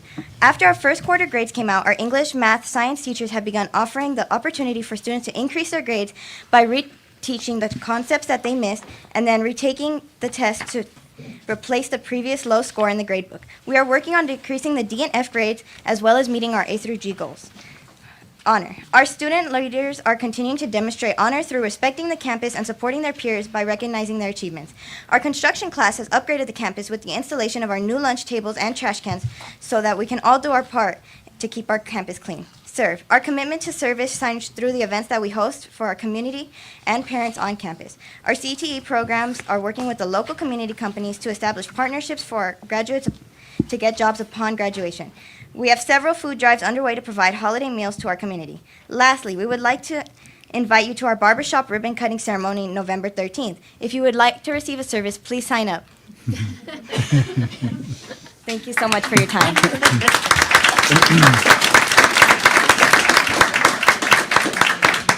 Listen, would you tell the barbers over there when they get started to put out a big can with the big tips on it? Because your first customer's got a big wallet, okay? $380 million. You'll go second? I've already been over there. They did a great job. Let's see, Beatrice and Unisol? University Prep.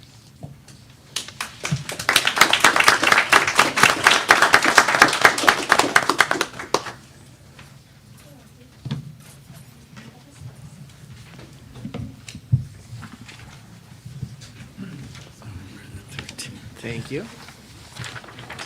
Thank you. Yes, you're good. Thank you. Thanks for being here. Appreciate it. Thank you. Thank you. Thank you. Thanks for being here.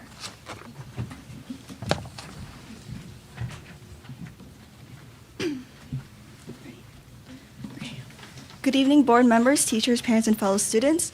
My name is Beatrice Alvison. And my name is Ansel Han. And today I'm here to speak about the exciting ways our school community of University Preparatory is actively igniting a passion for learning through various activities that go beyond the classroom. Our school's club fundraising efforts, like End of Summer Splash, led by our ASB, has not only taught us about teamwork and responsibility, but bolstering our school spirit and pride. Whether it is selling fried goods or hosting events, we're providing the students with the opportunity to learn and prepare for real-world skills and activities, fostering a motivational learning environment. Additionally, through our student-teacher bonding activities like school spirit weeks and principal lunch conferences, we strive to build strong, lasting relationships between our students, teachers, and faculty members, promoting trust and respect, a crucial key to academic and social success. Of course, we can't forget our pep rallies and school sports. We're together as a unified front, support our school teams, and augment school spirit. These small moments of celebration help remind the students that learning isn't just about books, but perseverance and collaboration. And to continue, for our seniors, the upcoming senior activities like trips and grad night are rites of passage that aid in celebrating their journey and accomplishments, all while keeping the spark for future learning alive. Meanwhile, incorporating Halloween grams bring a sense of fun, encouraging creativity, and building community. Lastly, the juniors have just completed their first homecoming event on October 26th, with over 300 students participating in dance. Meanwhile, the executive team has held junior workshops in preparation, offering a hands-on experience that allows Class of 2026 to evolve together as a class while stimulating excitement among our high school students. Every one of these activities strengthens our core values, showing us that learning is dynamic, engaging, and lifelong. Together, we're truly igniting a passion for learning in everything we do. Thank you for your time and have a wonderful day.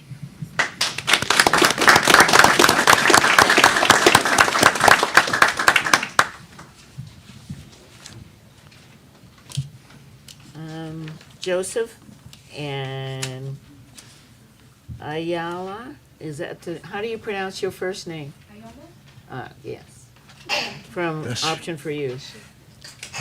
Yes. Thank you.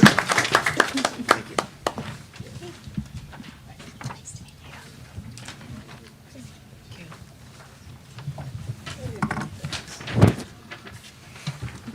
Thank you.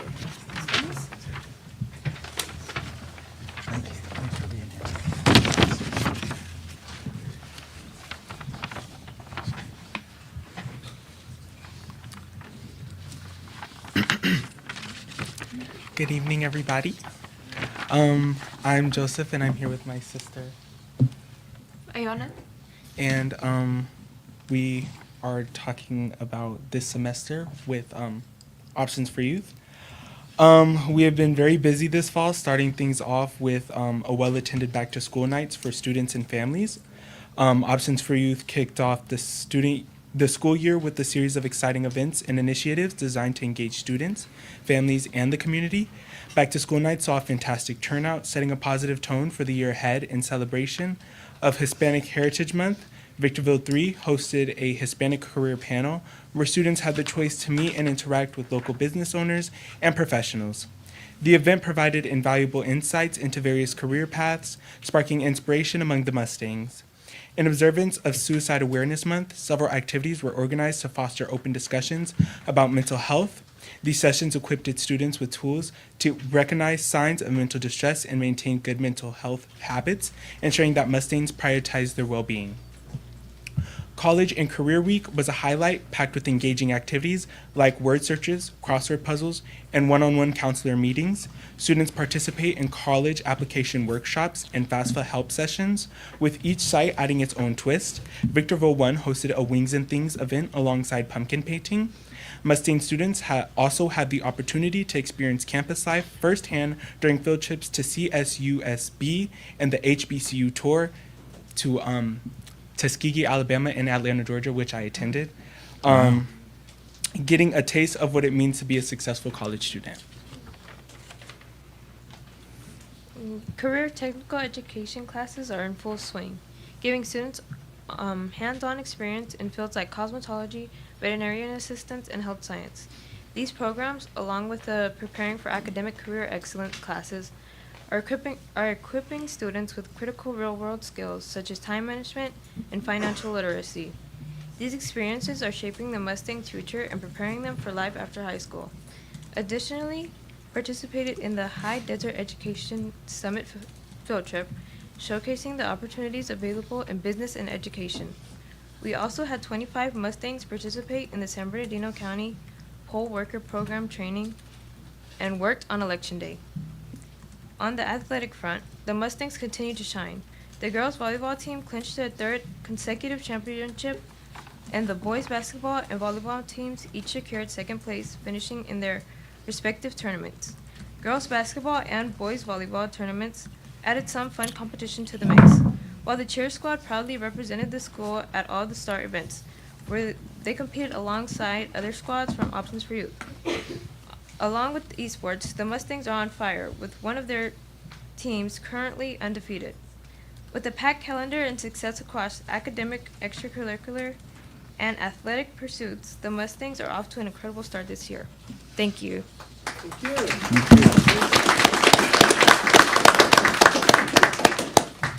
Okay, Stella and Adeline from Hook Junior High.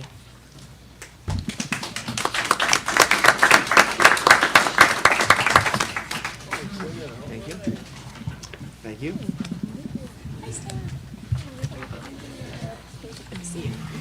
Oh, Stella. Thanks for being here. Appreciate it.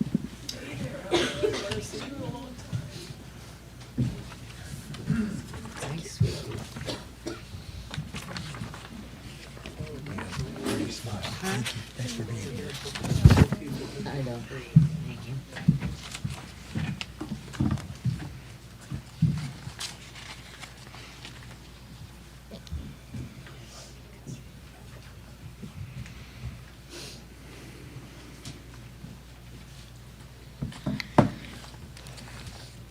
Good afternoon, board members, Superintendent Coles, cabinet, district staff, and community members. My name is Stella Roy Singer, the 8th grade president. And I'm Adeline Ramirez, 8th grade vice president. We have been very busy this fall so far. To start off October, we had 2 wind days on the 3rd and the 4th. Wind days are something that Hook does for students who didn't pass CFAs. During second period, all students get assigned to a different classroom and learn about the subject for 1 hour. After that day, they retake the CFA and hope to pass. We have 2 days a week, 1 for math and 1 for English. On the 7th, ASB went to a leadership conference at Orange Vista High School where we learned new leadership skills in different ways. The day after, we had our student mock election and it went great. Every Wednesday in October, we celebrated breast cancer awareness by wearing pink. On the 9th, some of our students went on a field trip to the LA Zoo. On the 10th, we had our Middle East feast for our 7th graders. The next day, the 8th graders did their egg drop project for their science classes. While on October break, the ASB class went to Disneyland for a conference where we learned leadership skills the Disney way.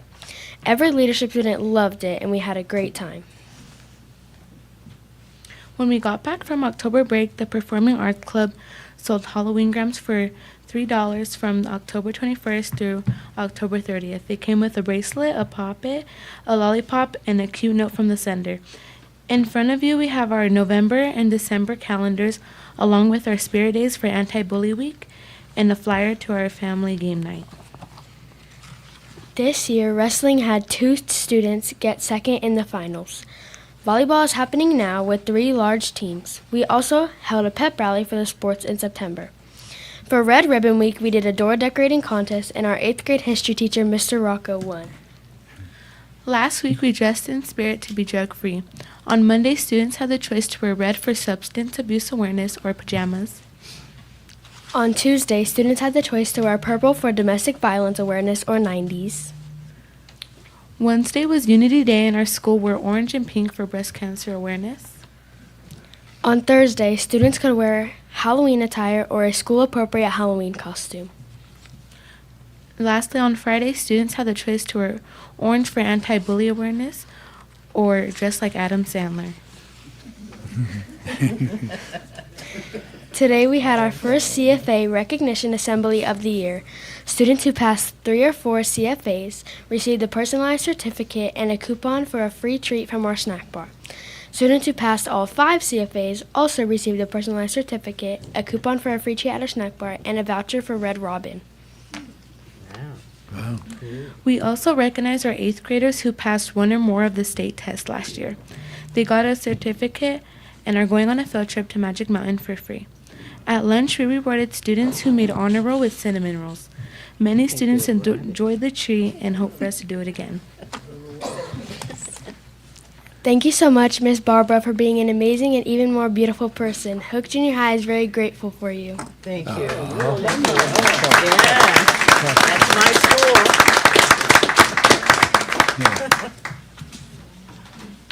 All right, Jasmine and Sam from Larea.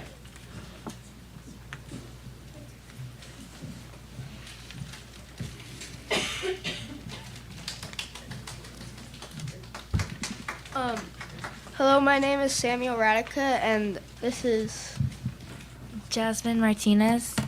we are leadership students from Luria Middle School. We would like to share with you some of our news and upcoming events. Past events, on October 23rd, we held our 2nd annual Breast Cancer Awareness Walk. We had the entire campus participating in the event to raise awareness for the cause. The same week, we held our first Halloween dance. The students had a blast dressing up, showing off their costumes. Luria is entering our 2nd year competing in the HDAL volleyball. We have added a boys varsity team who are currently sitting at 3-3. Our girls are gaining experience and making a push to qualify for our first ever playoff berth. The Fighting Lions return to the Den on November 18th to square off versus Pinion Mesa Middle School. PBIS update. Lorea's PBIS team continues to plan fun events to encourage positive behavior and find ways to unitize, our 5-star student program to recognize and reward students. Our assistant principal's office has also created a positive office referral as a resource for staff members to recognize students that consistently reflect our school value and expectations. We are also working to teach and reinforce our school-wide behavior expectations. The goal is to create a positive and safe learning environment for all Lorea students. Mental health and awareness. Mental health awareness groups are going amazing with the coping skills. Group continuing this month to support identifying skills to manage stress, anxiety, and sadness. Next month, we will begin a female empowerment group. The Wellness Center, or the Cave, students have identified activities to participate in during lunch, bracelets, social games, and discussions.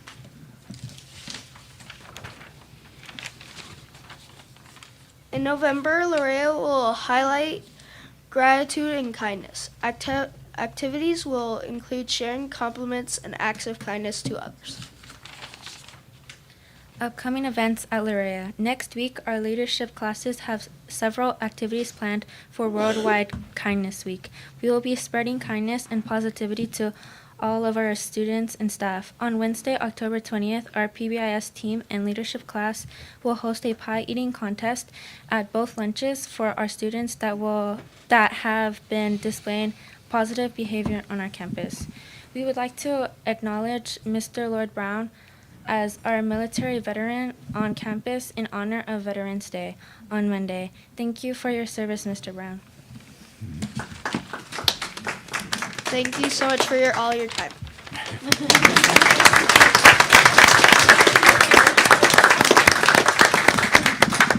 And thank you, Ms. Dew, for your service. Thank you. I haven't been around as long as you, but close. Close. Thank you. Kayla Thomas from Victor Valley High School. All right.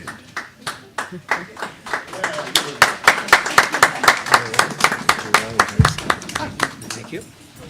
Thank you.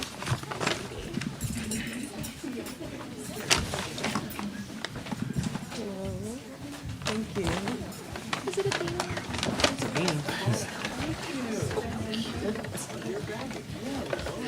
Thank you. Oh, you're back. That's right. Oh, you're helping. Thank you for coming. Thank you. Oh, I need that.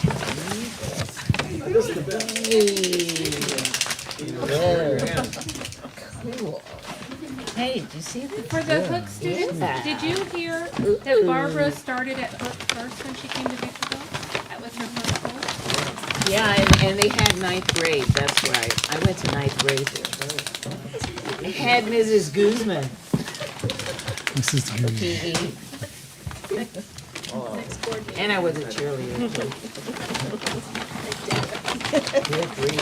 Good evening, ladies and gentlemen of the board. I am Kayla Thomas, Victor's ASB president. Plus had a great time hosting Red Ribbon Week. We had a newscast each morning sharing the dangers of drugs, and we highlighted our theme, Life is a Movie, Film Drug Free. We also had a spirit day on Friday. Don't be influenced, be an influencer, and dress as your favorite celebrity or influencer. Our lunchtime activities included the hundreds of signs, sign pledge to be drug free, games, stickers, and bracelets, all supporting making the right decisions and living a drug free lifestyle. We also had a door decorating contest where the winning class, Miss Creighton, and her students won a donut party. We hosted our first blood drive of the year on October 29th in our Keith Gunn gym. Our theme this year was Donate Blood, Save a Vampire. And students received a Save a Vampire wristband upon donation.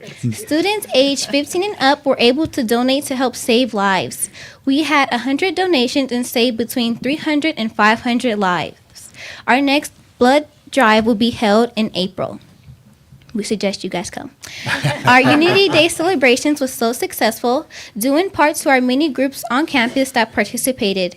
Business and marketing made social media posts and Google Classroom posts leading up to Unity Day, reminding everyone what it stood for and to wear their orange. PBIS ordered flags, banners, orange bracelets, and stickers for each student. ASB made posters to be posted throughout campus. The wrestling team helped set up banners and flags throughout the campus. Graphic Arts made special stickers for staff members to wear, showing their support of Unity Day. During lunch, Plus set up in the quad playing music and had a big poster for students and staff to take pictures with. Our mental health clinician was out there handing out orange ribbons. Cheer even had our mascot Jack come out and show his support. Multiple announcements were made on what Unity Day stood for and how it not only was about anti-bullying, but also what it meant to be united, and how wearing our green shows we are united in the Jackrabbit way. This October, the VVHS Theater Department took on a new challenge and turned the Rabbit Pack into a haunted maze, the Lab of Terror. It was the largest collaboration between our Technician Theater 2 class and Theater Arts class to date. Through this project, the students were able to get hands-on experience of producing an event. The Technician Theater students designed mazes as groups and presented their ideas to the actors. The actors then chose the maze they felt they could do the most in. The designs worked under the constraints of a budget to create the Lab of Terror. With the help of our construction program, we constructed and decorated a maze in the theater. The day of the event, the technical theater students also did all of the special effects makeup. The event was a huge success and we sold out. Next year, we will have more opportunities for our guests to attend, and it was spooktacular. On October 30th, our Link Crew leaders hosted a pull-out day for the entire freshman class. The day focused on checking in with students to see how they're doing in their classes, offering support and connecting with them with helpful resources. The event also featured an inspiring guest speaker, Victor alum JT Turner. Along with engaging team building activities, it was a valuable experience for our freshman class. Our annual food drive began this week and will run through November 22nd. Last year, we collected over 600 cans and non-perishable items, and we are hoping to beat that this year. With the use of our newly implemented 5-star program, students will be able to earn points and prizes for their donations. On Election Day, Victor held a polling location, and some of our very own students assisted at the polls, gaining first-hand experience in the election process and supporting our community.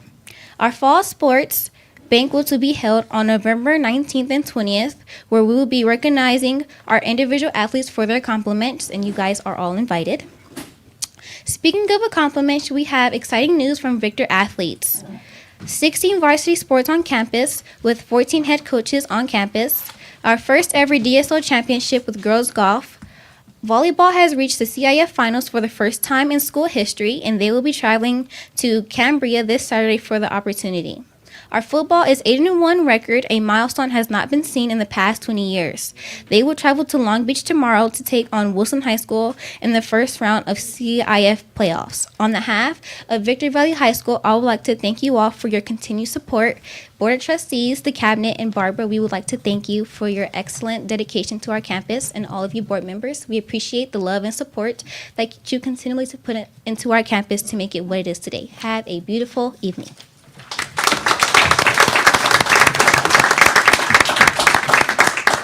Okay, Jocelyn and Kilana from Silverado.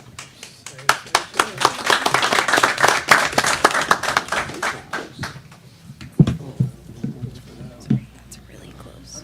Okay. I'm sorry, my apologies. Good evening, VVUHSD board members, students, teachers, staff, and guests. Thank you for allowing us to join you all this evening.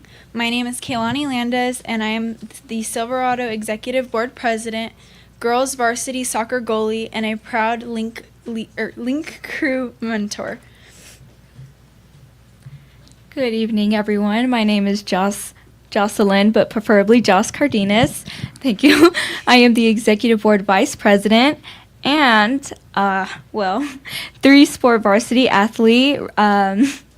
rostering with cross country, girls wrestling, and track. Since the last time we all saw you, we have hosted a plethora of student-focused events, including Club Fair, where 26 of our clubs and sports made some share of $6,600. A 90s themed skate night that students were able to attend for free by using our 5-star points earned on campus, and our first Hispanic Heritage football game hosted by our Metro Club, where University Prep's amazing mariachi band performed both before the game and during halftime. And on the academic side, we have some really inspiring news, starting with 31 students being inducted into the National Honor Society on September 24th. Over 100 students that qualified for California Scholarships Federation based on their spring 2024 grades. And we had 51 students that attended a USC campus tour on September 29th with our Heritage and Legacy programs. Looking ahead, our Heritage program leaves next Wednesday to New Orleans with 45 students who will have the amazing opportunity to attend 6 historically black colleges over the course of several days. We would like to extend the warmest welcome to our Board of Superintendents for a few fun activities that we have coming up. Next Wednesday, our varsity girls softball team will take on our very own Silverado Staffelsee in our epic annual game. Thursday is opening night for our drama program's rendition of William Shakespeare's Midsummer Night's Dream. The following week, we have band, choir, and guitar concerts on November 21st. Hawks Got Talent takes the stage on Friday, December 13th, and our final art show of the semester will be held on Wednesday, December 18th. We are so excited for the busy and festive time ahead and hope that you will be able to join us at a few of our upcoming events. Lastly, we would like to say how excited we are to hear that both Measure A and Measure X passed. Thank you for everybody's hard work to get this done. We look forward to how Silverado can work with our district leaders and Board of Trustees to put in a request that Silverado is on the list for a new indoor cafeteria. At this time, with our inclement weather, crazy desert winds, and even smoke from fires, our students do not have any options for indoor lunch unless one of our or a few of our amazing teachers give up their lunch and open their classrooms to us. Yeah. So thank you for your consideration, and we look forward to the opportunity to go more in depth about those concerns. And I'd also like to recognize our ASB director to the left. And thank you for your time and support. And honestly, Mrs. Du, I would just like to say on behalf of Silverado, thank you so much for everything you have done. Your story is truly inspiring, and honestly, me personally, I look up to you. I see how far you've come, and honestly, I couldn't be more proud of you, even though I really just figured your story today. But honestly, thank you. Okay. Go Hawks! And go Hawks! Kalani. I was going to ask you if you're related to Miss Landis, the teacher. Oh, she just and also I kind of happens. think you are because she filmed your whole thing. She also happens to be my mom. Standing right there. I know. Thank you. Thank you. Good job. Thank you so much. Silverado. I don't know if anybody remembers Doris Davies. You remember her? I remember Doris Davies. Well, Doris Davies sat on the committee for naming Silverado. You're welcome. Yeah. Good job. And she's the one that chose the hawk, the colors, and everything.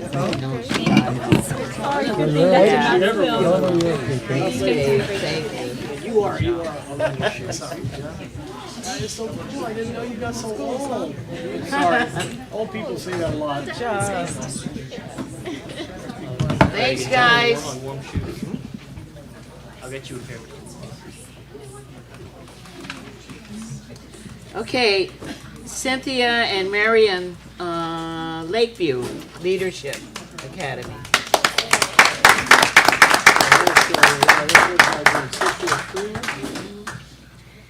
Good afternoon. Our names are Cynthia Frias, ASB President. And Maria Barson Junior High ASB President.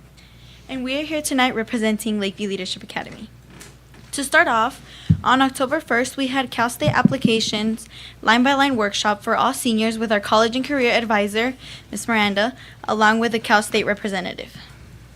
On October 7th, some of our ASB and yearbook students were able to go on the world's greatest schools conference at Los Osos High School and learn about leaving a legacy behind. On October 23rd, we had our first blood drive of the year with Livestream. Also, our Discovering Faith Christian Club had baptisms that day during both lunches and also have been hosting a prayer tree in the morning before school a few times a month for students wanting to receive prayer and fellowship. On October 24th, we had our Student Poll Workers Program training for Election Day on November 5th, which is when students were able to volunteer and participate in the Student Poll Workers Program at different voting sites, which also allowed them to receive community service hours. On October 25th, we had VVC and Cal State reps in the College and Career Center all day to give one-on-one help to seniors applying to Cal State's and VVC. October 28th through November 1st, we had our Red Ribbon Week and Anti-Bullying Spirit Week. On October 25th through 27th, some of our high school students had the opportunity to attend Unity Camp at Pally Mountain Retreat in Running Springs. November 1st, our cheer team held a student versus staff volleyball game to fundraise during both lunches. On October 29th, Avid was able to go on a field trip to the University of California, Irvine, and Cal State Fullerton. Sorry. Thank you for your time and continued support. We hope you have a good evening.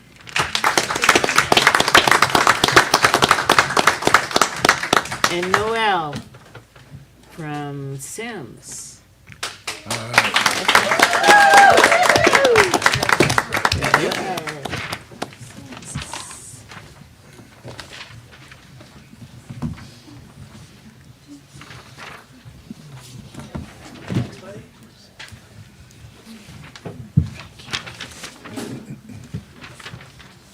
Thanks, Phil. Thanks for being here. Oh, did you?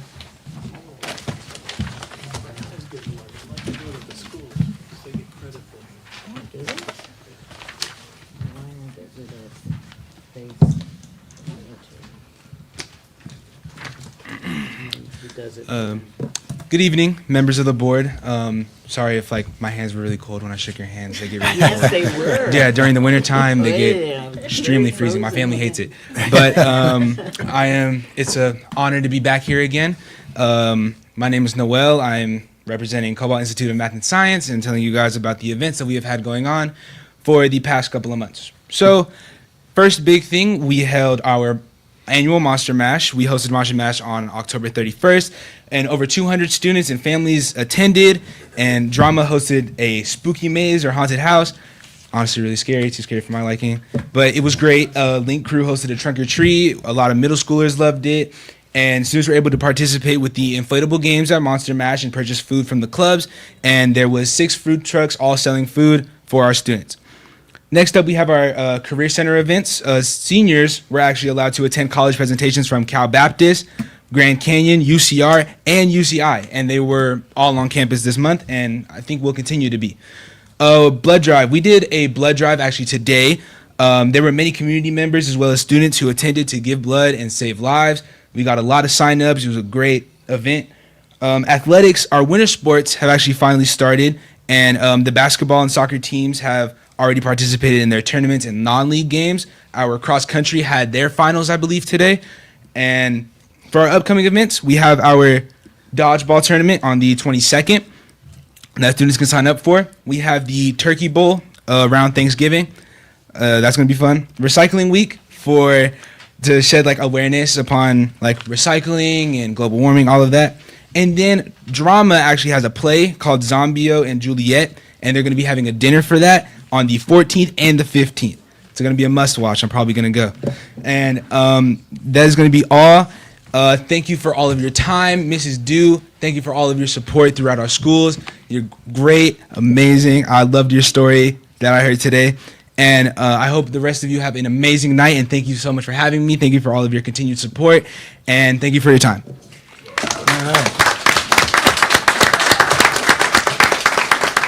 Okay, that was really great. Great enthusiasm. One of the things that I really like, since this is my last board meeting, is the fact that I got to see the students. Yeah, All of them. From every school. Every single school. So that made my day. So I'm leaving on a very good note here. Let's see, anything on comments? I don't see anything over here. No community No, comments? no Wow. comments. I can't believe it. Wow. VVTA.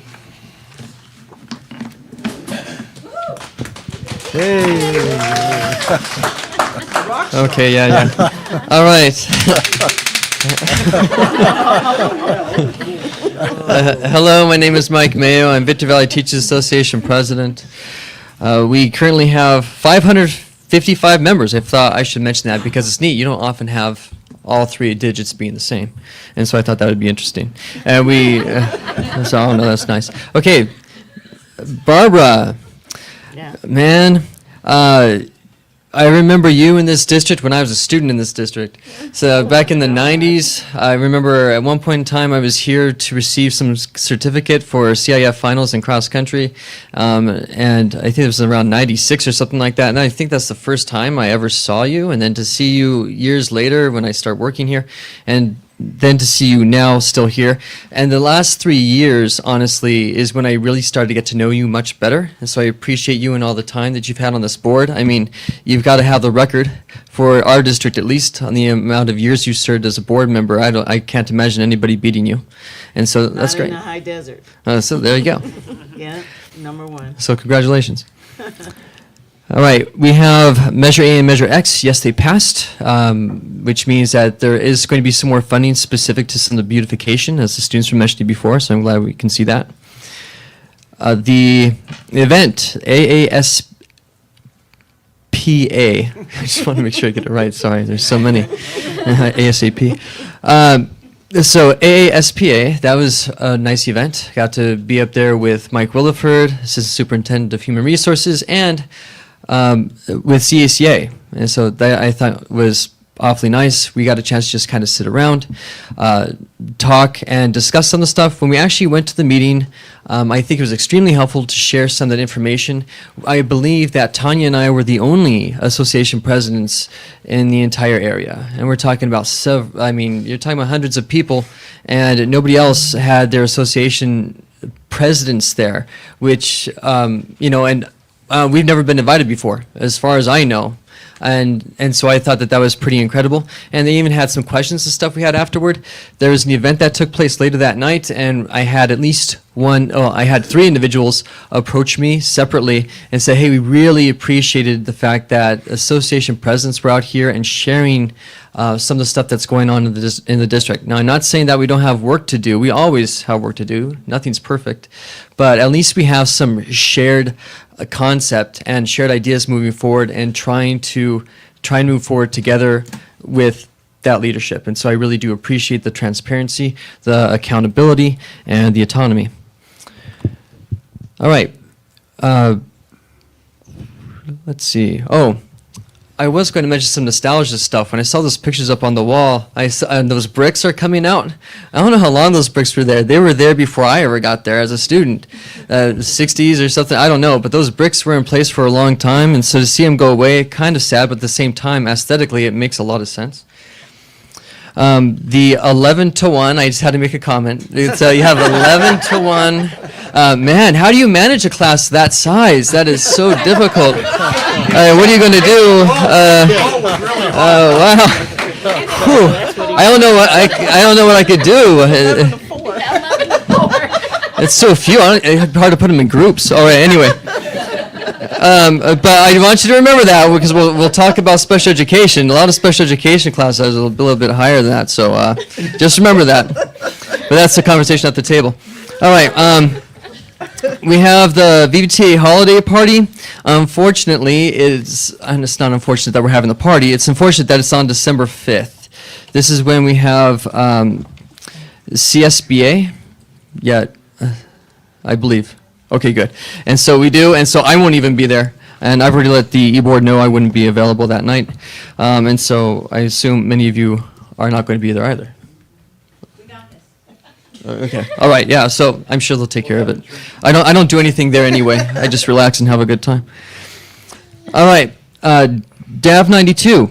Okay. I want to thank PJ Ehart for moving this forward. She's one of our organizers, and she's the one who pushed really hard to try to get this done very quickly. And if you don't know PJ, oh my gosh, if you are not on it, then she's going to make sure you get on it, like really fast. And so I do appreciate her for pushing forward on stuff very quickly. And I also want to thank CCA, thank the district, because when I came to them to offer to have you partner with our association to actually get stuff done, bring the totes to the sites and make sure that the principals are aware, and the principals have been really nice about that, having us bring these things to the sites so we can prepare for disabled veterans. I really do appreciate that. And that's Bill Kennard. That is Chapter 92. It's for disabled American veterans. And we've already brought in tons of supplies. Even just last night, just last night we had our rep council meeting and we had even more goods taken. And so I appreciate your help there. We definitely do have some other things we do need to discuss. A lot of these things are going to be happening in the background. But we have big things that are coming forward, like community schools. That's still there. We have the task force for special education. And then we even have our own committee for special education, and so try and move with that. And then our e-board is also going around and talking to individual special education teachers, because this stuff, if you're going to do it, then you got to do it right. What you don't want to do is start off on the wrong foot. And thank you, Penny. She gave me the sticky note, and I'm just remembering to look at it right now. So save the date also. CTA School Board Luncheon is going to be taking place on January 11 at 12:30. The location is to be determined, and we will send an invitation to you. Okay, so you can wait for the invitation. I'm just giving you a heads up. If you want to put that on your calendar, January 11th, CTA holds the luncheon. And it's just basically celebrating you as board members and making sure that you're being welcome into the associations too. You'll be there with other board members from around the area, and it's just a time to celebrate. All right, thank you very much. CSEA?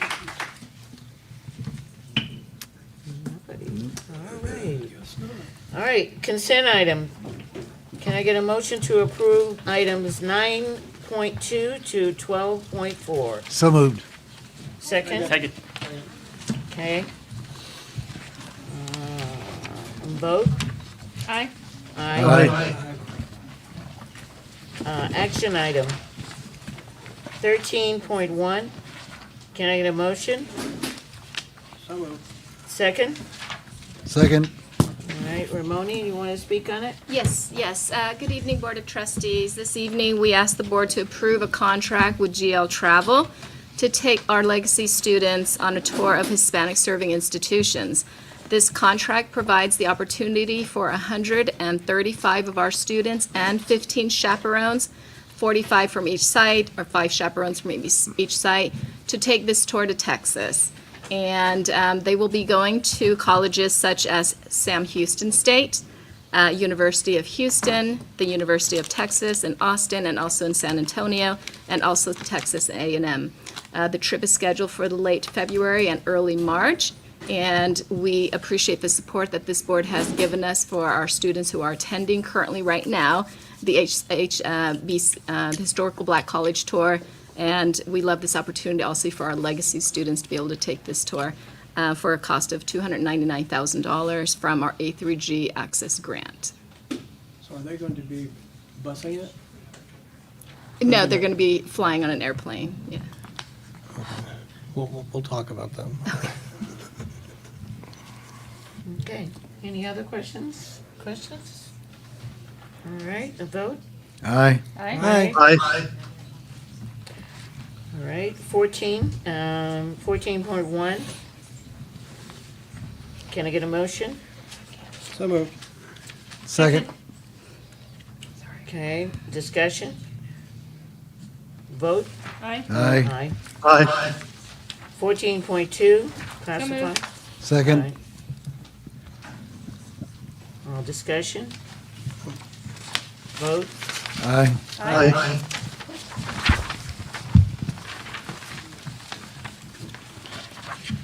All right. 14.3, tentative agreement. So moved. Second. Okay. Discussion?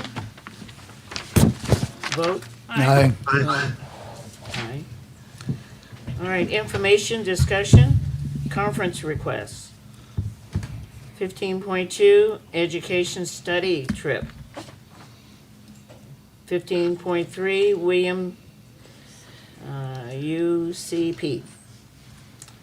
15.4, board policy revision, reading, first reading. Any discussions? No? All right, staff report, business, services. Yes, I'd just like to take this time to also thank you, Barbara Dew, for your years of service to this school district on its board. I also want to thank you for your service in this county, state, and at the federal level. And I wish you the best in your future endeavors. I also want to thank the community for their support and their trust with the passages of both Measure A and Measure X. Just thank you, community, and I know we have a lot of work to do from here. Additionally, again, I'd like to thank Chris Riley. Thank you, Chris, for all of the work that you put in up until this point regarding the bond. He attended, as Mr. Cole said, every single weekly bond meeting, produced all the materials, both digital and print materials, and I just, again, would like to thank him for all of that hard work. Okay. Educational services. Good evening again. I'm just so grateful and so impressed with the talents that we saw tonight from our students, and especially our students. They were, and thank you, board, for approving that not to exceed, I mean, the kids are so excited, and this is a legacy they're going to be so proud of. Hey, good job. So thank you so much for approving that. And also to just, Barbara, we love you. Thank you so much for your service. I love you too, especially the food. We'll keep bringing, we'll bring you That's right. some. The donuts are really good. She'll bring it next to one in the meeting, I'll bring it to Yeah. you, don't worry. Okay. You'll bring it to me. Sure. Human resource. Just to echo my colleagues, Barbara, I just want to thank you. I've been here for 4 years now, and you've been an incredible support to me, and we've had some great conversations about equity and inclusion and support our students in our community. And I'm gonna have to make sure I'm take you up on that, to have those conversations with you still, and call you every now and then, have breakfast or something. Oh, yeah, we'll do that. Also like to wish our staff, classified certificate staff, a great rest of November. And I know we don't have a board meeting before Thanksgiving, but a great Thanksgiving as well. Like to acknowledge all of our veterans in our district and wish every one of them a wonderful Veterans Day. Like to thank our VVTA team for their collaboration and already set up our negotiation dates for the VVTA side of the house. And I look forward to working with CSEA to set those negotiations here now this next month. So other than that, I hope everyone has a great rest of their week, and thank you. Okay. Legislation, nothing, we just had elections. And everybody saw what happened with the elections. And the only thing we can think of is making sure that we continue to have the Department of Education for public schools. Otherwise, we can end up with all kinds of stuff. So, I'm still out there in different worlds, so make sure that, I will definitely make sure that if we need help in retaining and keeping public schools, then we really will need everybody's help in the future. Okay. All right, Mr. Barrios. Okay, well, this should be easy. Okay, like Mike said, today was really a lot of fun visiting the schools and giving the vets these gifts, and they're pretty cool, by the way. And getting to see some old friends and some people I've known for years and I never know they served. You know, some male, some female. Because we have quite a few females who are in the military in our district, and you may not know that, okay? So the only thing I wish Felix could have been there, because I think that would have been, he would have loved that, because he was always supporting the veterans. And the leadership class at Victor, boy, they nailed it, Chris. I mean, it must be, the master teacher they had or something, or teachers. Or maybe it's a small class size. We'll have to check that out. 'Cause that does affect learning, okay? Yeah. But no. So, and the best part is, now, Coach, you got a tough act to beat. You won the Super Bowl. Now what's next? All right. You're going to Disneyland. Going to Disneyland. Going to Disneyland. Hope you have a good draft. All right. No, we're going to Magic Mountain. Yeah, we're going to Disneyland. All right. Okay. And the one thing, the Sims, when those students were talking, they talked about anonymous reporting. And I know we all have, a lot of students, they'll have a certain security or custodian or teacher that they'll tell kind of on the slide because they don't want to be a rat. But maybe if there's some way we could start, have like a we tip kind of a thing where the student, if they tell somebody they saw something happen, they know they're going to be totally anonymous because, adults, children, doesn't matter. If you upset the wrong person, they're afraid that something will happen. And I think that could be a really positive thing. Well, they talked about that in the meeting. I think they did, didn't they, Carl? Yes. Yeah, they talked about tips and how they could do it. Chief Stoll there as well, and Right. he did it in his previous district too, so we've got some pretty good ideas how we can. Yeah. Okay, well, I think In that's the good. meeting, they I'll vote talked yes. about that. Okay. They And talked anyway, all right, and the next one, it's already been said a whole bunch of times, Barbara, but, we will miss you. And like Carl said, we won't let you down, okay?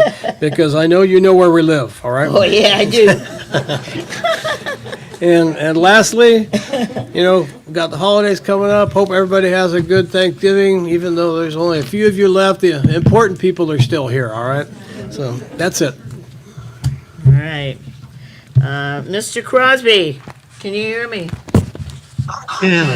You still awake? Yeah, Getting late here in Kansas, but yes, I'm Oh, still my awake. goodness. Kansas. Oh, my God. Well, first of all, to all the students who made presentations tonight, thank you very much. It was, as always, very enlightening to catch up on what's happening. To the Victor Valley High School leadership students, I want to thank them particularly. That's my home school, so I appreciate all the hard work and the insightful ideas they had, and looking forward to the betterment of the and the beautification of that campus. Thank you. To Chris Riley, thank you for all the hard work and getting. I joke about it. We had an axe to grind because we were AX, but we ground that axe and we passed the two propositions. And so, wonderful job, Chris. Thank you very much. To all the vets, as most of you know, I work with the vets, and I'm excited for them and that they can be recognized. I know Monday we have a big, here at Fort Leavenworth, we have a big parade that's going to go on for all the military past and present. And it's a great honor to serve with those people. And Rosie, thank you for your service in the military. Appreciate that. Barbara, we're going to miss you.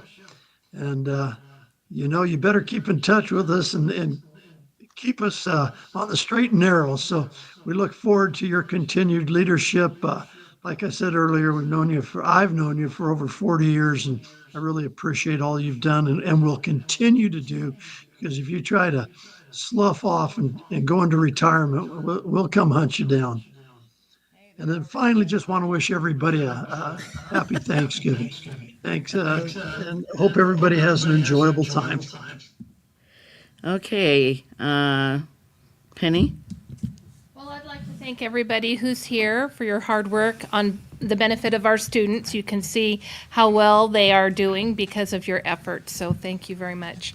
Barbara, thank you for all of your hard work for the district and the community, the parents, the students, the staff. You really have left a legacy.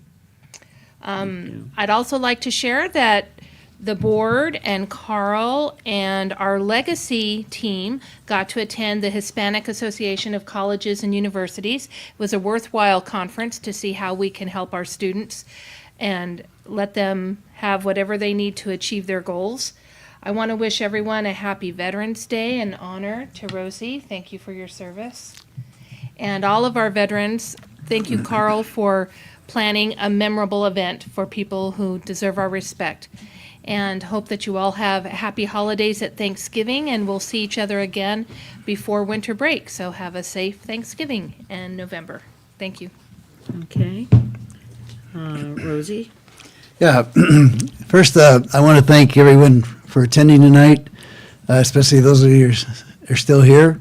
I also want to thank those that are on YouTube, because I know there's quite a few folks that watch this on YouTube. I hope you all enjoyed your October break. I want to thank our ASB students from our schools. Their presentations are always great. It's always nice to hear what's going on in the schools, especially from the students. I especially like it when they come around and give us something and we get a chance to shake their hands. I want to thank our student advisory committee members on their presentation. And for being here and giving their report. They not only brought up problems that they see out as they go through their daily day, but they also brought up solutions, possible solutions to how to fix those problems. One thing we always learned in management school, if you come to me with a problem without a solution, you become part of that problem. So it was great to see listen to them and as they had solutions for those problems. So thank you very much for that. I want to thank the class of 2025 Student Executive Leadership class for the awesome presentation. And although they may not be here for when their proposal gets accomplished, I look forward to them coming back when it's all done, so that they can see that we did complete what they wanted to be done. And I'm especially grateful that it was at my alma mater. I look forward to that because, yeah, that poor old school, it needs some help. But it's still a great school. I want to thank the community for the passage of Measure A and X. It means a lot to our district. We're going to be able to do a lot of things. I look forward to that. I want to thank Chris, not only Chris, but Carl. Carl attended a lot of meetings that where he talked about the measure and got it out there in the public, and I think that was a big help in getting this passed. I was surprised because I kept watching it all evening long and looking at the numbers, and I was just amazed at how high 67%. Wow, both of them. They were almost 18,000 votes each. Great. I mean, it was amazing, just amazing. So thank you. It's greatly appreciated. I see Dr. Cook has left, but I wanted to thank her for allowing me to shadow her last month. We spent the better part of the day reviewing the LCAP budgeting procedures and my trying to learn how it's all put together. I also had the opportunity to meet some of her staff members that helped put that together. And it gave me a chance to thank them all for the hard work they do and the efforts they put into getting the document together. It was very informative and educational. And I also got my own copy of the LCAP. If I had any questions after I left there, she told me to look it up. So I keep that with me all the time. Yeah, it was. Google it. It's amazing. It's just amazing. I can't believe this document. Jeez. Congratulations to Chris Casino, as well as Liz Alamo and her staff for all the various events that they put together at Victor High during Hispanic Heritage Month. I was able to attend one on Friday, October the 11th. That was for the lunchtime performance of Los Primos de California. The band was great. It was awesome. The students all enjoyed themselves. They're out there dancing and having a great time, and it was just super. I'm just sorry I missed all the other functions. But it was great. Yeah, good job. I was able to attend the two of the CTE advisory meetings last month. I sat in on the barbering session at Adelanto High School and the arts, media, and entertainment session at Victor Valley High School. Both of these sessions were very informative as to what current programs are in place and what new programs are being added to help our students. The Silverado food truck was at Adelanto with tacos, serving tacos. That was great. And then at Victor, we had the culinary class that provided dinner for us all, and that was outstanding. They do a heck of a job. Those students are awesome. I want to thank Dr. Kelly Williams and her staff for their hard work in preparing these sessions. They were very informative, and I was glad I was able to attend two of those. Last evening, I attended the County Seal of Biliteracy ceremony at Oak Hills High School. This ceremony recognizes high school graduates who have attained a high level of proficiency in speaking, reading, and writing in one or more languages in addition to English. The ceremony recognized students from Apple Valley Unified School District, Baker Valley Unified School District, Barstow Unified School District, Hesperia Unified School District, Oro Grande School District, Silver Valley Unified School District, Snowline Joint Unified School District, and then, of course, our very own Victor Valley Union High School District. Our district had the most students being recognized this evening, and we had a total of 201 students receiving this award, which is outstanding. Dr. Yee and Dr. Cook and I, we had the honor of presenting our students with their individual awards, as well as congratulating them on their achievement. I want to thank Mara Balmacedo and her staff for helping put on this very prestigious event. Mara also read the names as they came across the stage. It was awesome. And then again, earlier this morning, I was able to join Carl and Michael in visiting our district sites to honor nearly 60 veterans that are employed by our district. It was an honor to thank them not only for their service to our great country, but also for the work they do for our district. Thanks to our principals for being our escorts and for allowing us to disrupt their classroom activities long enough to make our presentations. We appreciate that. Again, thank you all for attending today. And as you celebrate this Veterans Day holiday with your family and friends, I hope you can take a moment to remember why we celebrate this day. If you get a chance, the city of Victorville puts on a great Veterans Day celebration down at 7th and Forest. It starts at 9 o'clock. They honor all of the local veterans, which is really an awesome program. The parade starts at 9 o'clock, and our very own cadets from Victor High will be marching in that. I look forward to seeing them. And I look forward to the parade and the festivities that they put on. It's always super. Barbara, my dear friend, I'm going to miss you. I know. I want to thank you for helping me, and especially getting started here. Yeah. Not having an educational background, it was a little tough, but I'm getting a little better at it as You're doing well. as I stick around and I visit the schools and talk to principals and teachers and find out what's going on and and especially the students. But I was hoping to the next couple of years that you would still be here, Yeah. so I could, especially when I finish out my term, and then because who knows, in a couple of years I'll be a little bit older, and I just hope my health holds out so that I can possibly run again for another 4 years. But I wish you all the best. Thank you. And Thank you. if you and Lionel ever need anything, you know where we're at. I know. I And know where you're at. Wish you all the best in your Love you future too. endeavors. Love you too, kid. Love you. Yeah. And again, happy Thanksgiving to you all. Enjoy your time off with family and loved ones. And thanks again for being here. Appreciate it. Okay, student board member? That's you. Yeah, I was looking at Carl. Our student board member? I just want to, thank the board and thank everyone who's still here for, letting me, be here. I want to give a special thanks to Mr. Coles and Miss Edmiston for, coming to Sims a couple weeks ago. You did upheld your promise, so I do appreciate that a lot. Thank you very much. Thank you very much. Mr. Hinojos, happy Veterans Day. Thank you. Of course.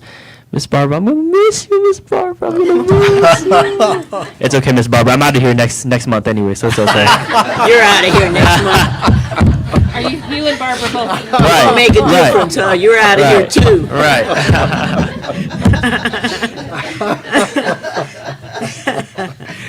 That's really good. That's really good. You have anything to say over there? Huh? I will go and, because I want you to have the last word tonight.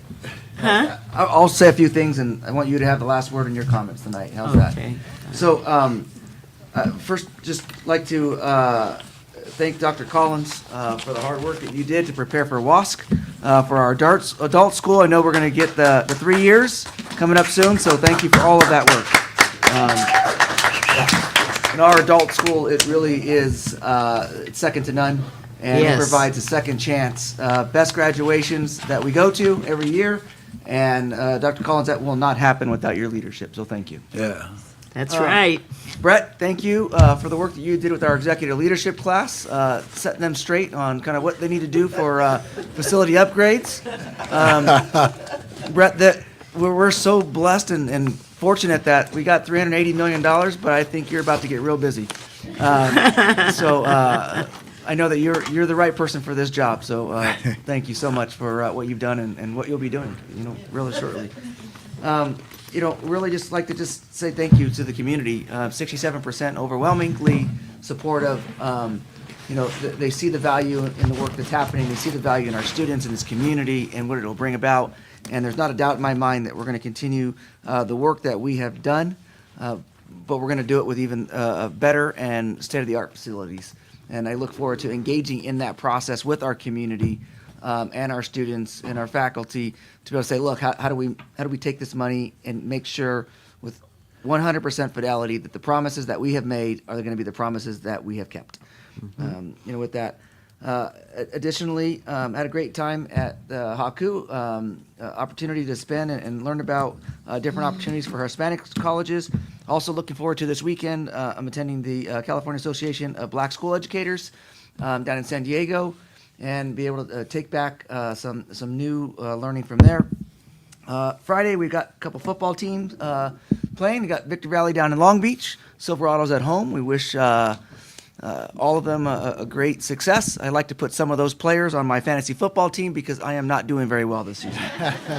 At all. And I think as we, kind of close up, at least for myself here tonight, there's so much to be thankful for. I know the next board meeting, Thanksgiving, will have already passed, but I do think that we have to kind of take that moment and say, man, we have so much as a district and as an organization and as a community to be thankful for. There are so many things for us to work on, and none of us are will shy away from the hard work. But at the same time, despite all of the challenges and all of the things that we have that we're faced against, we have to really stop at this time of the year and just say thank you. Just thank you for our staff, for our students, for our community, for our parents, and for the challenges, because it's without those challenges we don't get any better, and so we need to embrace those. Barbara, like I said before, this isn't good. This isn't goodbye. This is I'll see you later in different arenas, and thank you for all of the learning that you have provided to me over the last 2 years. As superintendent, love you, and you will be missed here. but not missed in totality because we will see you around. Yes, you will. All right. First of all, I want to tell you this is like my institution, because I graduated here. I went to junior high, part of the junior high, when I came from France to here. And as you know, there was a George Air Force Base, so my way of getting here from France was my dad was stationed at the base that was here. And when we got here, we couldn't live here, believe it or not, because my dad bought a motorhome, and both my mom and dad are passed away, and buried here. But we couldn't live on this side of the track. If we were going to live anywhere, we'd have to live on the other side of the track, Bell Mountain or Bellevue Heights. And that's the only place that Afro-Americans and Hispanics could live. And so they made a special place on the base, George Air Force Base, in front of George Elementary School for us to live. They put our trailer, our motorhome there in front of the housing to live, because we couldn't live in any trailer parks over here on this side. And all the trailer parks were over here on this side. And so it ended up with my mom actually suing the trailer parks in order to release them so that anybody could live in them, any nationality. And they fired the commander that was on the base and brought in another commander, and they threatened to take all of the people that were living on this side and move them to the base. So they changed a little bit, some of the concept. And then after a while, they started opening up this area so that Afro-Americans and Hispanics could live on this side of the tracks versus the other. And I remember coming in contact with people like Mr. Hernandez and a few others who wanted to be able to live over here on this side of the tracks. And I remember all of that happening when I was in 9th grade. And I went to Hook. Hook was only 1 year old when I went to Hook, and it was all dirt around it. And there was nothing else there. And if you went past the Green Tree Inn, you were out of town.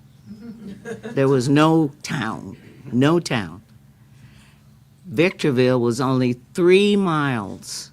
Now it's 75 miles going across 395, that's how long I've kind of halfway been here since 1962. But I traveled as well in between that, because I did live in Kansas part of my 11th grade, and then came back to Victorville.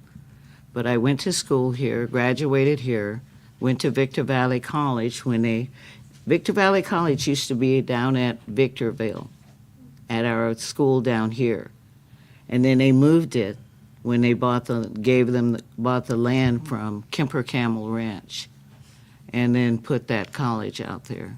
And so it was only a few buildings when I went there. So everything I saw it grow up here. I saw the changes as they came. And it was very important for me. My mother was a teacher all my life. She went to a predominantly black school in Montgomery, Alabama. And so I was always around education, But I said I wasn't going to be a teacher. I was going to do something else other than teach. But what do? I ended up doing the same thing that she has. And most of my family is teachers and lawyers and judges. Lots of judges now, but this school was my heart. And I used to see jackrabbits.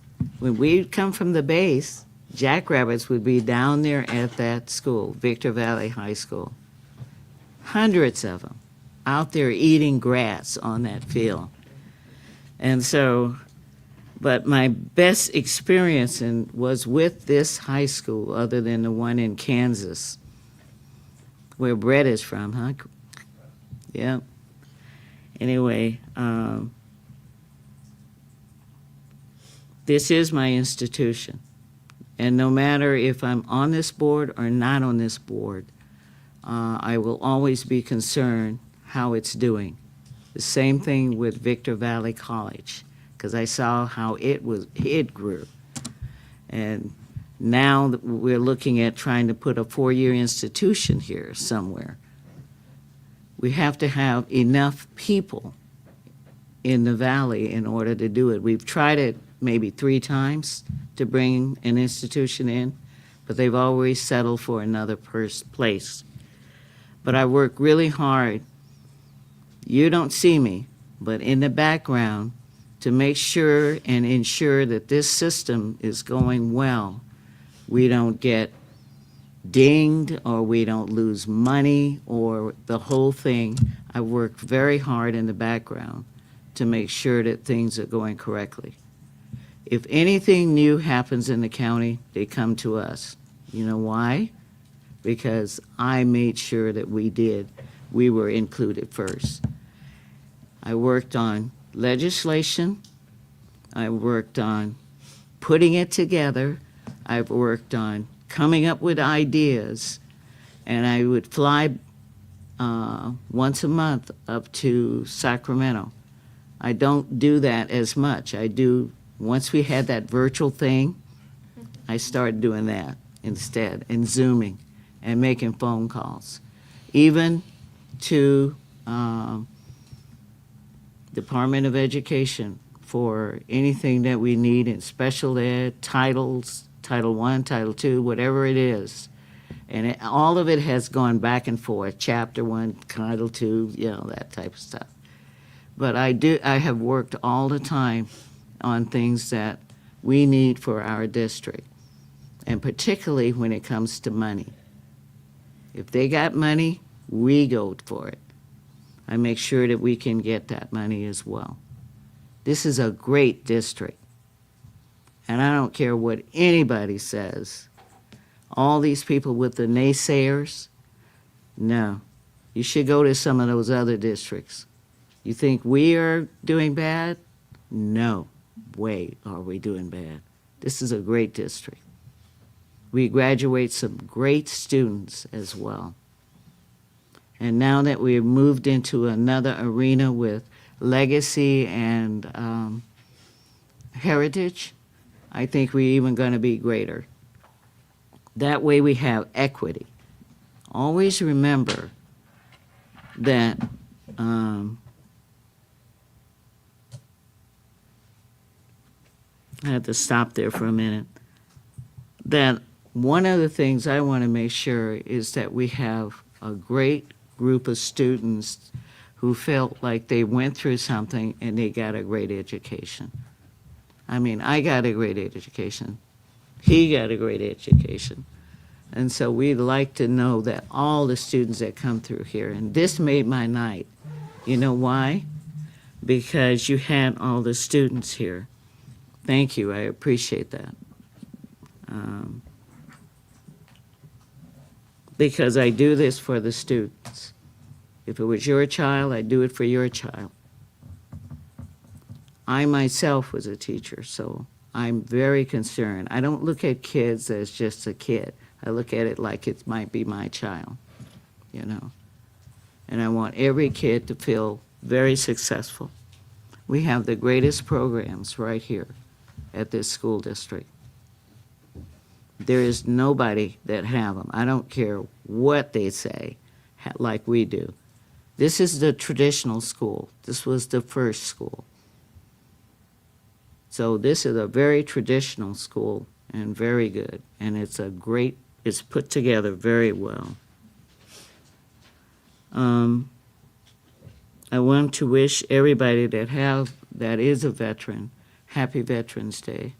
I grew up with a veteran, my father and some of my relatives, and even my husband. So I know what that means. I know what that means. Because there's a lot of people that went away from this school and never came back from Vietnam. So it means a lot to us. And I want to thank all the people that passed A and X. I knew that would pass because people believe in education here, and a lot of veterans live here, and they believe in education. And when we put it out in the beginning, we knew it was going to pass, kind of halfway. And I hope that everybody has a great Thanksgiving. Believe it or not, that's the day that my mother died, was on a Thanksgiving day. So for me, it's kind of a in-between day because her brother died the day before her. So, and she always made these big meals, you know. So it's very important for me as well. There's so many kids that don't have enough food. So always be like we always were, giving, very giving. There's a very giving district and a very meaningful district. I'll always be around somewhat just to make sure everything is going right. And if it isn't, I will definitely visit Mr. Cole. We'll have lunch. His door is always open. Yes, his door will be open, not always, will be open. But thank you for getting to know you. I don't know you, but I do know you now, right? Yeah. And thank you very much for coming back. I mean, you were gone at one point and then came back. And thanks a lot, sweetie, for helping us out. I know sometimes things are a struggle, you know. And thank you, Penny, for being there. I remember when she came to Victorville. And I was the vice president of CTA organization over in Victor, at Victor Elementary. Everywhere I've gone, I've always made sure that things were going, and I've always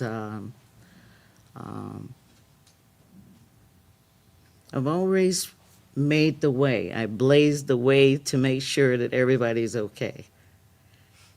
And I make sure that all you guys are okay, whether you like me or you don't like me.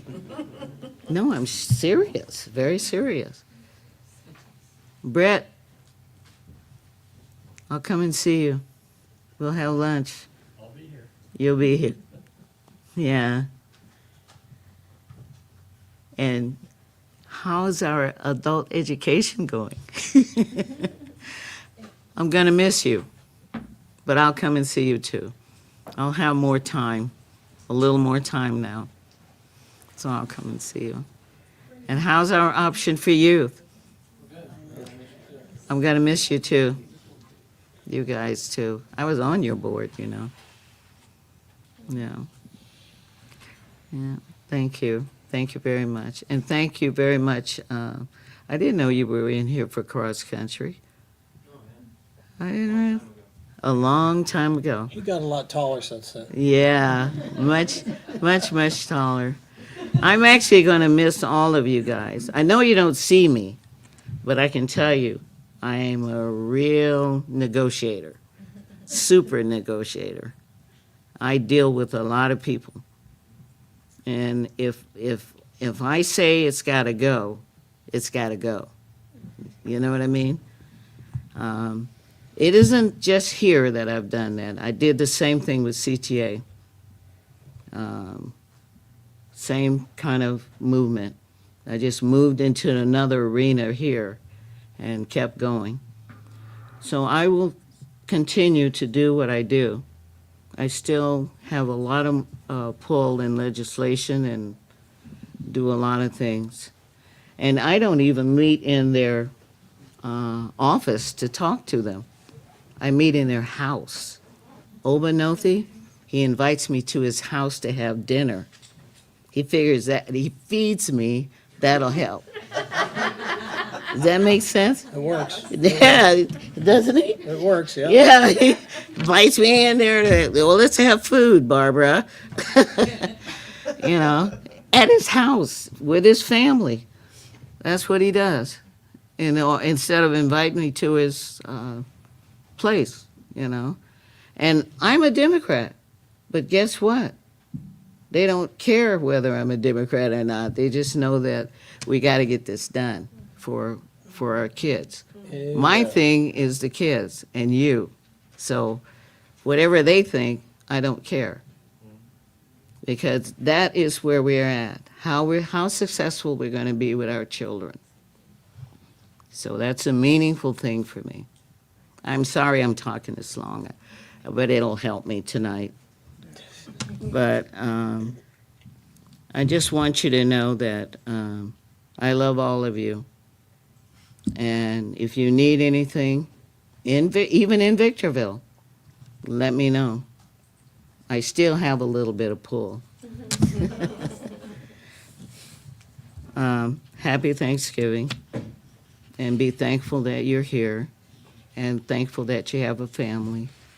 I'll miss my mom, because I always go to the grave, and I miss my dad. Both of them are gone. And most of my family, or the older part of my family, is gone.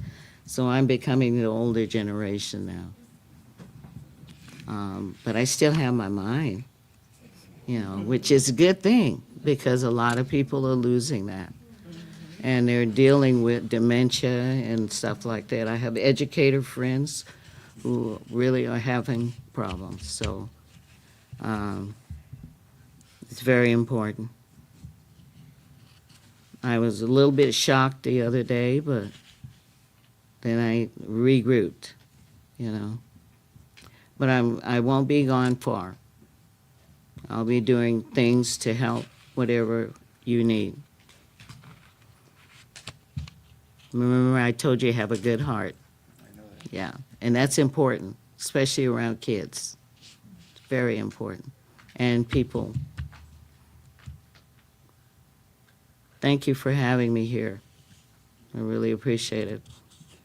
And I'm probably the longest standing person now in all the 33 districts, except for in the little isolated places where they have 3 people, you know. So, I'm going to miss you. Going to miss being here. And that's it.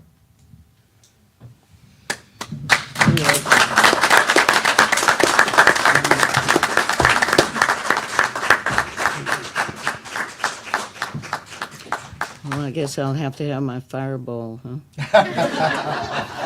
You know, I was going to bring it, but I didn't think that'd look too good on YouTube. Oh, no, I don't know. People don't know this, but you know, there was this fireball that's out there. Hey. But it works, especially when I'm talking to politicians.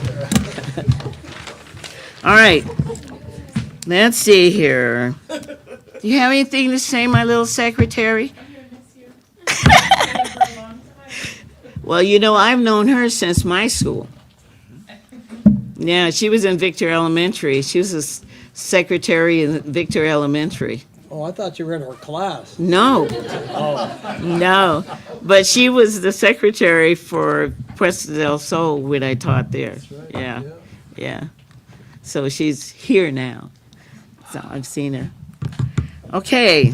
All right. Our final thing here. Can I get a motion to close? So moved. Second? And vote? Aye. Aye. All right. All righty. The end. Take care, Kent.